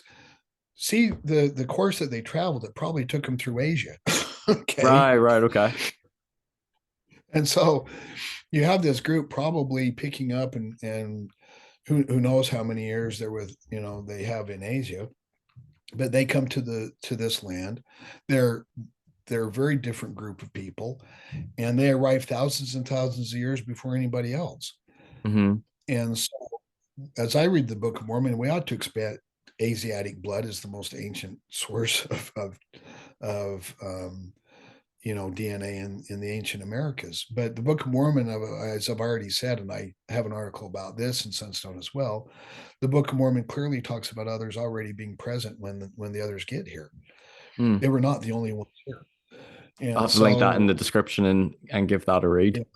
Yeah, link both of the Sunstone articles, one arguing that the DNA argument is logically and evidentially invalid, Mm-hmm. and the second is talking about the arguments that they make about what the Book of Mormon claims about the people in America are just dead wrong. They don't read the Book of Mormon at all, apparently. They don't understand it when they read it. Or more probably, they need a particular view of the Book of Mormon to be the view, so that they can make the arguments that they're making. And so they need to take and distort the Book of Mormon to make their arguments work. Right. So that's how I see it. So you're saying that if the hemispheric model, like if the Nephites and Lamanites did inhabit the whole continent, and Native Americans descend from Lamanites, as maybe the church prior believed, then DNA would be a big problem. But under the limited geography model of them being a group of people with loads of other civilizations that it could be more understandable why we can't find DNA evidence. Is that what I'm hearing? But, yeah, but even then you'd have to count for the jaredites, right? Mhm. I mean, Right. and it Okay. Yeah. couldn't be, I mean, with all of the people that were basically leaving and dissenting from the Jaredite army, and it talks about them. I mean, they're leaving in droves. You get people who simply don't, they're not part of the main. What we get in the book of Jared, you get this kind of dynastic histories, the way histories are written anciently. You get a dynastic history of one of the group of the kings. Everybody else gets Yeah. left Yeah. out. But you get deserters and dissenters even among the Jaredites, and it couldn't possibly account for all the people. Now, the way ancient stories are written, they are totalizing. The only person who exists in the entire universe is the king and whoever's working with him. Mhm. But that clearly is not what was happening. Okay. Um, and so if we're reading the Book of Mormon and we're taking it seriously, it very clearly is already presuming that we've got vast numbers of people who traverse the steppes of Asia to get to America, Mhm. which is really the story that the scholars are now telling us, and that they were here long before the Lamanites ever showed up. Yeah. And there had to be other the dissenters and deserters who it doesn't account for. You get the last Jaredite dying, the prophet Ether. Well, Yes. possibly know he was the last Jaredite, given all the dissenters and deserters. And the Book of Mormon is not presenting us anything other than this kind of very limited view. Mhm. The people writing couldn't have known about everybody in the entire two hemispheres. They couldn't Right. possibly. Yeah. Yeah. And so, if you're taking the Book of Mormon seriously, you're not going to read it as if oh yeah, there were no other people here. That's not how it can be read. Mm. If you're taking it seriously, if you're not taking it seriously, if you want to make the argument that's being made that the Book of Mormon presents the Nephites and the Lamanites as the only people present on the land, and that's the only ones that could possibly be present, that's contrary to the text, in my view. But that would be demonstrated to be false by the Book of Mormon itself. There were ancient peoples here long before they got here, so you have to count for them. Mhm. But more importantly, to make the argument, you have to forget all of that. You have to forget there were people here long before the Nephites and the Lamanites. You have to take the Book of Mormon, not to be addressing others when in my view, it very clearly is. And then you make your argument based upon a distorted view of the text that, frankly, just because there were people here before, and then what do you do with the Mulekites? They didn't even know about them. The Book of Mormon itself shows us that there are Mm. vast numbers of people here, all of the Mulekites. You've got hundreds and thousands, you've got thousands of people here that are coexisting with the Lamanites and the Nephites, and they do it for nearly 500 years before they even run into each other. The Book of Mormon itself is showing us it doesn't know about everybody present in the new hemisphere. Okay. Right. Yeah. So how do you read the text as if though it's presenting the Nephites and Lamanites as the only people who show up in the Americas? Can't be. Mhm. So the argument's also genetically invalid. What the DNA actually shows us is there are a number of different genetic lines. The theories about when people arrived, where they arrived, have changed drastically and continue to evolve in terms of New World archaeology and paleontology and anthropology. And so, this is science. It's ongoing. It evolves. That's a great thing about science. Mhm. But to try to put this in cement and say this is how it is, and because when Thomas Murphy, for instance, wrote his famous article arguing the book that DNA disproves the Book of Mormon, he was reflecting a model of the new world that has been surpassed and not even accepted anymore by scholars. That as if though everybody who came here had to come over the Bering Strait. Mhm. Fact is that there were a number of migrations, and some of those migrations may have included Semitic people.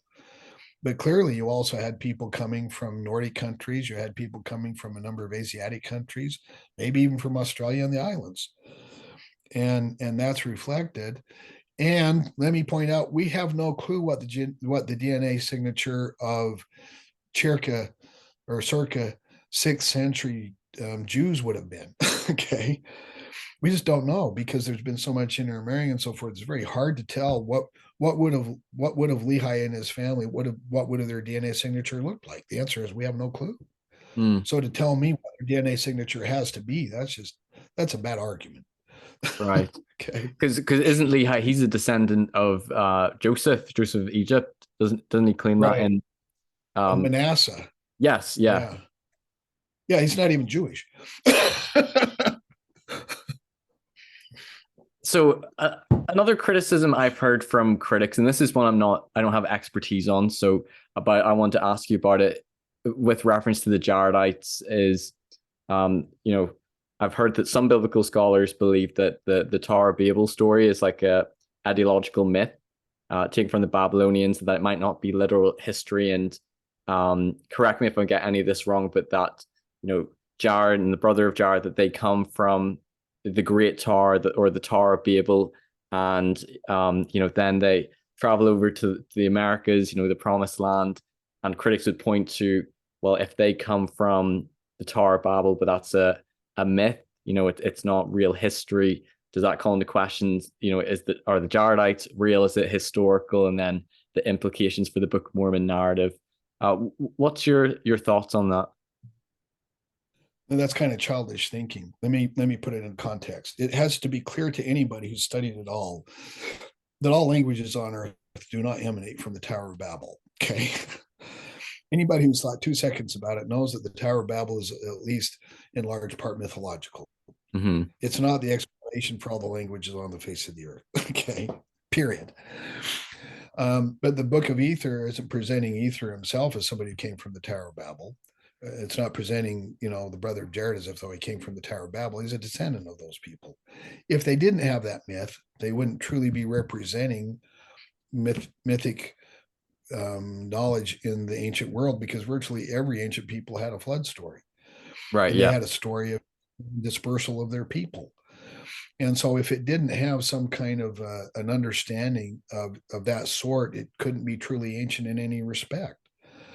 They would have reflected that. And then we get this, this long voyage and this long journey across a continent, if you will, to get to the ocean. And when they get there, of course, they face all kinds of challenges. And so what we get in the Book of Jared is not history. It is itself a highly stylized dynastic history of a myth that already existed. They're simply Right. reflecting that myth. And so Right. they're Okay. just reflecting the understanding that they had that's not historical. And a lot of what they're presenting is, of course, a part of this mythic history that they've received. So it doesn't have to be historical or actual in order for it to show that this is actually an ancient understanding that they would have had, because they would have had such an understanding. So the bottom line is that it's not a good argument. Okay. And it doesn't reflect a serious understanding of the text, is what I'm saying. Okay. A lot of Gotcha. critics who come to the Book of Mormon don't take the Book of Mormon seriously. If you oversimplify it and you take and try to simplify it to a point where it's not accurately reflecting a serious reading of the text, of course you can give a very childish disquisition and disproof of the Book of Mormon. You could do that with any historical text. Mm. But scholars don't do that. You have to take the Book of Mormon seriously on its own terms in order to deal with it. And those critics that are arguing from that Tower of Babel myth are not taking the Book of Mormon seriously as history. They're reflecting a kind of childish understanding that they know that many members of the church will have, and arguing from that. Mm-hmm. Okay.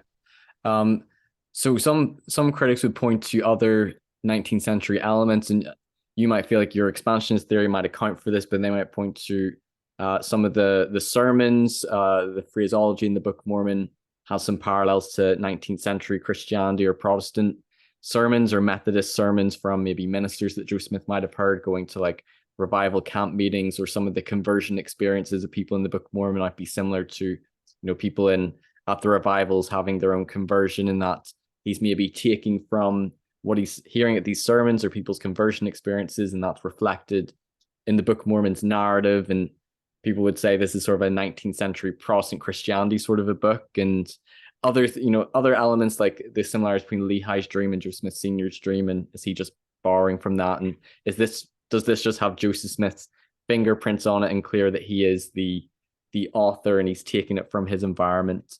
And there's other 19th century things people point to, like the Gadianton robbers and anti-masonry. And I think you mentioned some of this in your article, but what are just your general response and thoughts to people pointing out 19th century elements in the text? I do, in fact, deal with all of those in my article. Let me begin with Joseph Smith's dream and Nephi and Lehi's dream of the tree of life. Yeah. The only presentation we get of that is in Lucy Mack Smith's book, printed way after the Book of Mormon was already printed, right? That's right. And she's comparing his dream to the Book of Mormon. She's making an express comparison. I think that the dependence is in the other direction. I think that her telling of what Joseph Smith the Senior's dream was is dependent on what the Book of Mormon says rather than vice versa. Right. Okay. So he's not taking from or plagiarizing from his father's dream, but you think she might be influenced by the language in the Book of Mormon retelling Joseph Smith Senior's dream. He's saying, oh, he had these remarkable dreams, and so she's actualizing what he said about his dreams because she's read the Book of Mormon and says, isn't this remarkable? He seems to have had intimations of what would appear in the Book of Mormon, which is a wonderful thing. But the way she compares it is, it's actually the Book of Mormon that is the base text and not the dream. Right. And so the direction of dependence is in the opposite direction from what the critics argue. Okay. Right. And it's very clear it would be more troubling if she wrote it before the Book of Mormon came forth, but you're thinking it could have been influenced by Lehi's dream as she's writing it down. It's very clear it is influenced by Lehi's dream, and it's very clear she's writing after the publication of the Book of Mormon. Yeah. And so the direction of dependence is very clear in this case. With the Gadianton robbers, I argue that, they're being compared to Masons. Yeah. And how the critics are the 19th. About like oaths and like secret combinations and those sorts of things. Right.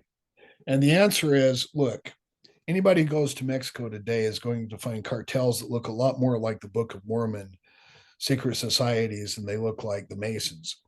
Entire armies that take on the armies of the nation. Okay. There are actually 5 different secret combination groups in the Book of Mormon. They're actually very different from each other in some respects. At one point, you've got them, the secret combinations have infiltrated the government. They are basically controlling what's happening through their secrets and so forth. I could give you a dozen coup stories from South America where that actually happened, where secret organizations created a coup in the government by taking it over. These kind of things actually happen, but those are very different from the bands of robbers. Even in ancient Israel, they had these bands of robbers who would hide up in the hills and attack people. And in the Book of Mormon, the bands of robbers are so powerful that the entire army of the Nephites and Lamanites has to go out and meet them to keep them from overtaking their government. So what we have is actually an insurgency, not so much a secret combination. They're nothing like Masons. And a lot of them, what we get presented in the Book of Mormon is more like La Cosa Nostra. I'm an expert, by the way, on the mafia. I've written a book about my experiences. I represented an organization that was affiliated with the mafia as an attorney. Right. Didn't know when I began, but I'm very familiar with the history of the mafia in Sicily and how it developed, and I've actually interacted with it. So I'm an expert on the mafia. Okay. Tell you that one of the Book of Mormon secret societies looks a lot more like the mafia than it does. They infiltrate and take over and control government figures. They murder to get gain. They have I can tell you right, they have secret handshakes, they have secret signs and secret names, just like we get in the Book of Mormon. And I deal with this in my article looking at the 1826 expose. It was called the Morgan Affair. There was actually a separate anti-Masonic political party. A lot of people don't know about that in 1826 in America. Yes, yeah. And so we've got the proceedings of that. And I can tell you that what we have in the Book of Mormon does not reflect anti-Masonic secret societies at all, not even closely. And so that's not an anachronism. That's an accurate reflection of the way infiltrating bands of robbers, secret societies actually function in societies. I know And they've whenever I read existed. Dan Vogel's book, he would have believed that when it talks about in Helaman about the Gadianton robbers and the secret combinations and signs and tokens and oaths, that's strong parallels to anti-masonry, but you don't think that they're as strong as some critics try to make it seem? Well, no, because those kinds of societies have existed forever. We can go Right. back to band robbers in Hebrew literature that did the very same things. In my article, I argue that calling them secret combinations is the term used for Masons, but Right. that's basically the only parallel between the two groups. Okay. And as I just said, La Cosa Nostra uses secret handshakes. It has secret passwords, has names, and they actually do infiltrate judges and kill them. And I mean, the recent history in Italy, the largest trial that ever took place in Italy in the 1990s, where they had to build a secret bunker to deal with it. And I can guarantee you that every single element that Dan Vogel says is Masonic was present in the mafia in Italy. Right. I could show that it was also in secret combinations that existed in medieval Europe. That though I will admit this, they don't seem to leave a lot of text. we hear about them from third parties because they're really secretive. Yeah. Yeah. They don't Yeah. write it down. So Dan Vogel needs. There's a famous line I would say about Dan Vogel's assessment of Masonry in the Book of Mormon. He needs to get out more. He needs to read a lot more sources and understand this is not the only place that those kind of things are occurring. Mm-hmm. And yes, Joseph Smith spoke 19th century English. Surprise. Okay. And your thoughts on the Protestant Christianity, or it's some of the sermons or the conversion experiences, and it might go back to just being the vocabulary of Joseph Smith being similar to what he might have been hearing in his environment or in his Now, I culture. argue Joseph Smith actually saw in Benjamin's Covenant Renewal Festival, he saw he saw a Methodist renewal covenant renewal meeting. Okay, and they didn't call it a covenant renewal meeting, but it was a revival. Okay, Mm-hmm. and he reflects in his language the Methodist understanding of those revival meetings. Okay, and I give the evidence in my article. So I argue Joseph Smith actually saw a parallel there, and he used that language to describe it. But the text shows that underlying it is a genuinely ancient document based upon a Hebrew covenant renewal festival. It's an excellent example, I think, of how Joseph Smith is interacting with an ancient text. Mm. Um, I also argue the understanding of the atonement in the Book of Mormon is presented in terms of Arminian theology that was accepted by Methodists, where what happens with the atonement is it actually, for Methodists, the atonement restored the human will to freedom so that it could choose to accept grace. Okay, it was disabled before that. The atonement renews it and makes us free so that we can accept. Calvinists thought we weren't even free to accept grace. Our will, we Yeah. didn't have the will to just one way or another. It's And predetermined. so this, right. And we get the language borrowed from Methodism in the Book of Mormon, I think, to describe the atonement and its effect on making us free to choose. Okay, in Right. particular in Second Nephi 2. And so, yeah, I think Joseph Smith is using Methodist terms and language to describe the text because that's how he would have understood it. But And that's even how little any phrases translation. like exhort you, like I exhort you. I didn't Right. realize until, studying into this that would have been sort of a phrase used by, like, you have preachers and you might have an exhorter who might exhort the congregation, and Yeah. that likely that That's came from his exactly right. vocabulary. Yeah. I think, well, the whole book came from his vocabulary. So, Yeah. yes, it came from his vocabulary. Yeah. The entire Book of Mormon is presented in terms that Joseph Smith used, understood, and what he could speak. Right. He didn't speak Latin, and so we didn't get the Book of Mormon in Latin. We got it in 19th century English, Right. Yeah. which so that shouldn't be a surprise to anybody. Okay. And so just sort of like a final question in wrapping up. I think you've probably already answered this, but just to sort of put a fine point on it, like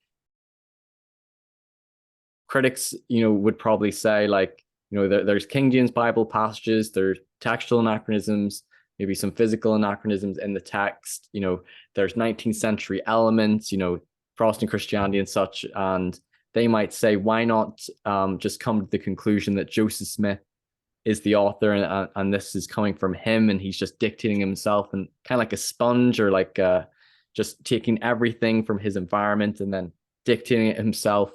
Why for you is that not a plausible or a good explanation for the coming forth of the Book of Mormon? First, because it doesn't account for the very clear ancient evidences in the Book of Mormon. It doesn't account for the various forms, the forms that I discussed earlier. Yeah. And the adequate theory has to account for all of the evidence, not just the evidence that meets with one's preconceived biases. Okay. Right. Second is that vastly oversimplifies the text. The text is very sophisticated and complicated, and it just doesn't begin to describe what we actually find in the Book of Mormon at all. And we shouldn't be surprised when we find 19th century English terminology, terms, and phrases being used in the Book of Mormon, because Joseph Smith lived in, he's translated in 1830 in upstate New York Right. and in Harmony, Pennsylvania. Shouldn't surprise us at all that that's what we find, because that's what we would expect from anything given to us by the gift and power of God, where the translator is actually rendering the translation in his own terminology and understanding. Any translation is limited by the conceptuality, language, vocabulary of its translator. It's the way it right. actually Yes. is. And so that's what we find in the Book of Mormon, and the fact that it's present there doesn't even begin to suggest. And could Joseph Smith simply have made it up? It's a very, very sophisticated text. It's well beyond, if you read Joseph Smith's diary from that period, you read the letters that he wrote, I realize this is not Joseph Smith. Let me give you an analogy. When the Salamander letter came out, by the way, Mr. Hoffman grew up in a house that is about 4 houses from where I now reside. Okay. Mark Hoffman was taken to be this kind of genius in finding new documents. You find Richard Bushman lauding him as this great finder of 19th century Joseph Smith documents, and Dean Jesse, who's with the church, authenticating the handwriting. Yeah. Yeah, that's Joseph. And I had the temerity during all of that. I read the Salamander letter, and I actually gave firesides, and I had the temerity at Sunstone to actually say, this is not Joseph Smith. This letter is not written by Joseph Smith. It's not his vocabulary. It's not his style. And this is not his thought world. I've read his letters. I've read his journal. And this is not Joseph Smith. The Book of Mormon is well beyond just Joseph Smith. Yes, it is his language. It's his phraseology, but it's not Joseph Smith. It's well beyond what he was capable of. And so, we could go into great detail about the complexity of the text and that, but this is not Joseph Smith. And it wasn't Joseph Smith in the Salamander letter, and it's not Joseph Smith in the Book of Mormon. Right. Yes, it's his vocabulary. The thought world he's presenting is not his thought world. And we have various views in the Book of Mormon. We have different views of things. I'll give you an example. So Lehi is presenting the idea of the serpent, and the serpent is Satan.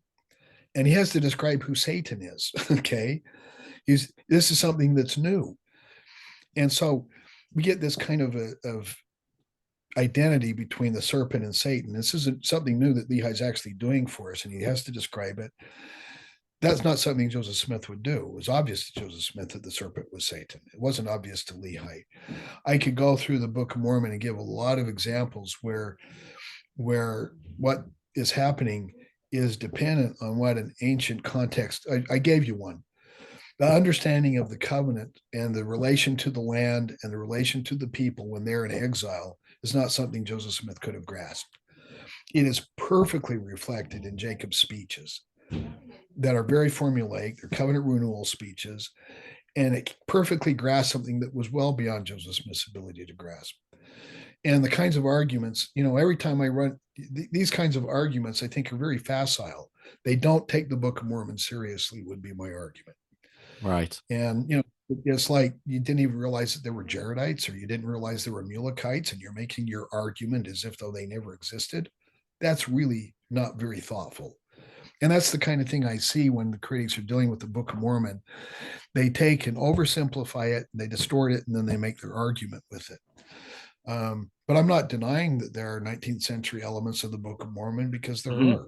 Yeah. And I'm denying that the King James Version appears verbatim for chapters in the Book of Mormon, because it does. Yes. And I'm not denying the phraseology of the King James Version is sprinkled throughout the entire translation.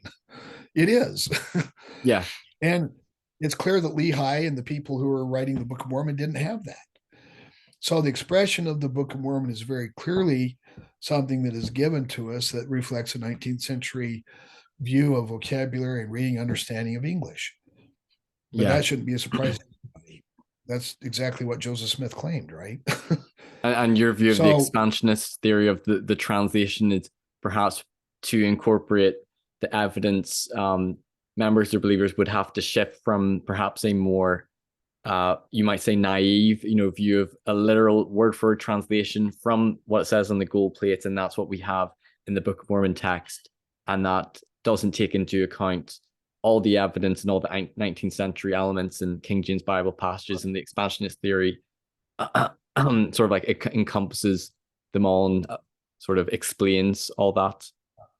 Well, it's an attempt to explain the evidence in the best way possible. And I said, what's ancient, what's modern influence is based upon the evidence. What does the evidence tell us about what this text is giving to us?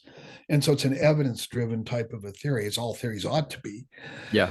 And I think it's the best explanation of all of the evidence. And I haven't seen any other explanation. And what we're getting from others that have written, loose or more loose, you mentioned Brant Gardner. His is just another way of parsing the relationship between the ancient and the modern in the Book of Mormon. And if he came up with evidence saying, no, I think it's more ancient in places than you give it credit for, I'll say, well, let's look at the evidence. If that's the case, then let's adopt it. Because it's not a matter of I'm right and he's wrong. It's a matter of, okay, well, let's look at the evidence and assess it and see what it says. Right. Yeah. And so really approaching it differently, it's kind of the very same theory. And I see a lot of people trying to say that they're giving new theories, and they're not really giving new theories. They're just giving a new mix of ancient and modern based upon the evidence. But that's what the expansion theory is. Whatever the evidence shows in terms of antiquity and in terms of its modern influence, that's what we should accept. I just haven't seen any explanation that comes remotely close to accounting for the ancient elements in the Book of Mormon that I've enumerated. Right. Other than this kind of approach to the Book of Mormon translation. And it's very clear to me that those ancient influences and sources are underlying the Book of Mormon. And so, but there will be people who will just pass that off. I don't think that they understand the ancient evidence. When I talk to them, it's, well, he had a King James Version of the Bible at his elbow, so that explains it. No, it doesn't explain it, but that's the best that they do. Honestly, that is the best that they do. So you would like to see more critics try to tackle or respond to what you see as the ancient elements, sort of like point to it being like an ancient record, and tackling those things as well. But what's interesting, in all these years since I've written this article in 1987, not a single critic has said those are not really ancient elements, or the argument that these ancient elements are in the Book of Mormon is just wrong. It's not really there. They all agree, yeah, and they just ignore it and say, but he had a King James Version, he had all this antiquity, so he had it. That really is the only explanation that I've seen given. Nobody disagrees that these are genuinely ancient influences in the Book of Mormon. Nobody disagrees with that analysis. They're not saying, oh, you're scholarly screwed up. This is not really a prophetic call as it was shown in Hebrew literature, or this is not really a covenant written, or this is not really Hebrew legal procedure. Nobody's made those arguments. because I think it's fairly clear from the text that a competent scholarly analysis demonstrates that those elements are present. And I think it's very clear that it was well beyond the capacity of Joseph Smith to come up with. Mm-hmm. One thing I do know, I make the argument about the prophetic call that it also evinces a knowledge of the developing tradition as we find it in the pseudepigrapha, and that was not available to Joseph Smith and was not available to the critics practically. The argument about that developing tradition was made, you couldn't do that from the King James Version. You had to have access to texts that weren't even available to Joseph Smith. So it's the kind of argument that I just don't find at all persuasive. The best theory, the best accounts for all of the evidence is the one that we should accept. Now, having said that, I'm also fed spiritually by the Book of Mormon. Okay. I have a bias. It speaks to my soul. Yeah. I'm not the only person on whose soul it speaks to. When I read, for instance, in Alma 41 about how justice works and how we're going to receive what we truly desire, how what we send out returns to us, it rings so true to me. It speaks the visit of Christ to the Americas. I can't read 2 Nephi 11 without my soul seeing in response. Christ visited the Americans. That's the way it ought to be. God is God of the entire world. He ought to be visiting the various nations and letting them know and not leaving them alone. When I read 2 Nephi 6 through 10, Jacob's sermon, I read it out loud. My soul sings in response. When I say my soul sings, I mean my heart burns in recognition of truth and testifies. There's a lot more going on here than a simple text when I read a philosophical text, okay? My soul responds in a very different way. Yeah. And in my view, that's the real meaning of the Book of Mormon, because let's just admit it. If you had to have a scholarly acumen to finally be able to come up with the best theory of the Book of Mormon in order to believe in it, who on earth could ever believe in it? All of the evidence is never in. There are always people who are smarter than we are. There will always be a new way of assessing the evidence when we get more evidence. Mm. And I would never have any kind of final story or final commitment. But that's not how the human heart works, and it's not how my heart works. My heart sings in response to the Book of Mormon, the same way it sings in response to Isaiah 53 when I read it, or Psalm 82, or how it responds to the Song of Moses and Deuteronomy. How, I love Romans. And when I read these kind of things, my soul responds. Yeah. And it's beyond mere scientific theory. But this is the way Truman Madsen used to put it. Humans are not dead from the neck down. We experience and feel and know in a way in the heart that our head can't deliver. But we're also not dead from the neck up. Okay? Yes, we've got a heart and a mind. There's the intellectual and the spiritual, which it seems like you have both you feel like probably a strong both intellectual and spiritual testimony and love and appreciation for the Book of Mormon. Well, I do love the Book of Mormon, and I love the love that I feel when I read it. I love the greater empathy, compassion, and acceptance that I have for all people and everyone I know and everybody that I meet, and a desire to meet and love and know people. To me, that's the true meaning of Christianity. I often say there's only one difference between an atheist and a believer.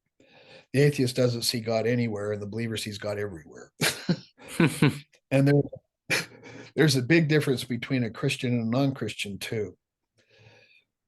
The non-Christian lives life in goodwill. At least most people do. Yeah. Doing the best that they know. But for a Christian, Christ has taken up abode in the Christian, and the works of the Christian reflect the love of Christ for everybody, so that Christ's countenance appears, and we are a conduit of Christ's light and love to others when we're a Christian. It's not merely we've taken his name and person upon us, and it's him that we're reflecting and representing. Yes, it's our own gift. It's our own light mixed with his, and we glorify one another. But the Christian is animated and given life by Christ, and that's the difference. That doesn't mean that the Muslim or Jewish or Buddhist people, they have wonderful, I've read their texts, I love them. Yeah. But Christ has taken up abode in the real Christian. And the Christian who claims to be a Christian who doesn't know that has got something to learn, has a new experience to live. Because that's the goal, to have Christ alive within us and reflecting the energy of his life and love to others in our lives. The Book of Mormon teaches that as well as anything I've ever read. It reflects it. I feel it when I read it. And that's the real meaning of the Book of Mormon, because there used to be a neighbor lady down the street who was the most loving person, just amazing. She was a German convert, and she could not have formulated a theological theory of anything if her life depended on it. It was just way beyond her. Yeah. But I tell you, she was more Christian than anybody I ever knew and understood God better than anybody I ever knew. And so I have to tell you, that's not what it's really about. The Book of Mormon is not really about all of this minutia, anachronisms, and, the Book of Mormon is about changing hearts. And so that's the real meaning of the book for me. That's what it gets down to. But the scientific question is a completely different question. What does the evidence show? That's a question that we share with everybody, and everybody's entitled to that. You don't have to be a Christian. You don't have to be a believer. The evidence is what it is. But don't oversimplify the evidence. Don't avoid the evidence and pretend that you explained it when you haven't. And don't tell me what the evidence is when the evidence clearly is not what you say it is. And so that's the kind of argument that I've been making. I'm critical of the critics, I should say. Okay. Well, Blake Ostler, this has been a great interview. I've loved just hearing your insights and your scholarship and your views on the Book of Mormon, the translation of the Book of Mormon, responding to some of the criticisms against it. And I really appreciate your time. And everyone go check out the article. The Book of Mormon is a modern expansion of an ancient source. Is there any other articles other than the ones that you mentioned that you would recommend readers check out? I'll send you a few articles that you can link. How's that? Awesome. When we go off, message me and I'll give me your email address and we'll work it out. Will do. Thank you so much. And thanks, listeners, everyone, for watching. If you've enjoyed this video, please give it a thumbs up, like, share, and subscribe to my channel, Mormonism with the Murph, and I'll see you next time on future episodes. Thanks, Blake. Thanks, everyone, for watching this video. If you've enjoyed it, please give it a thumbs up, like, share, comment, and don't forget to subscribe so you don't miss any future content. You can listen to my episodes on podcast form on Anchor or Spotify, and you can also follow me on Facebook, Twitter, Instagram, and TikTok. If you care to donate, you can via my PayPal or Patreon. Thanks for joining Mormonism with the Murph. Take care. Bye-bye.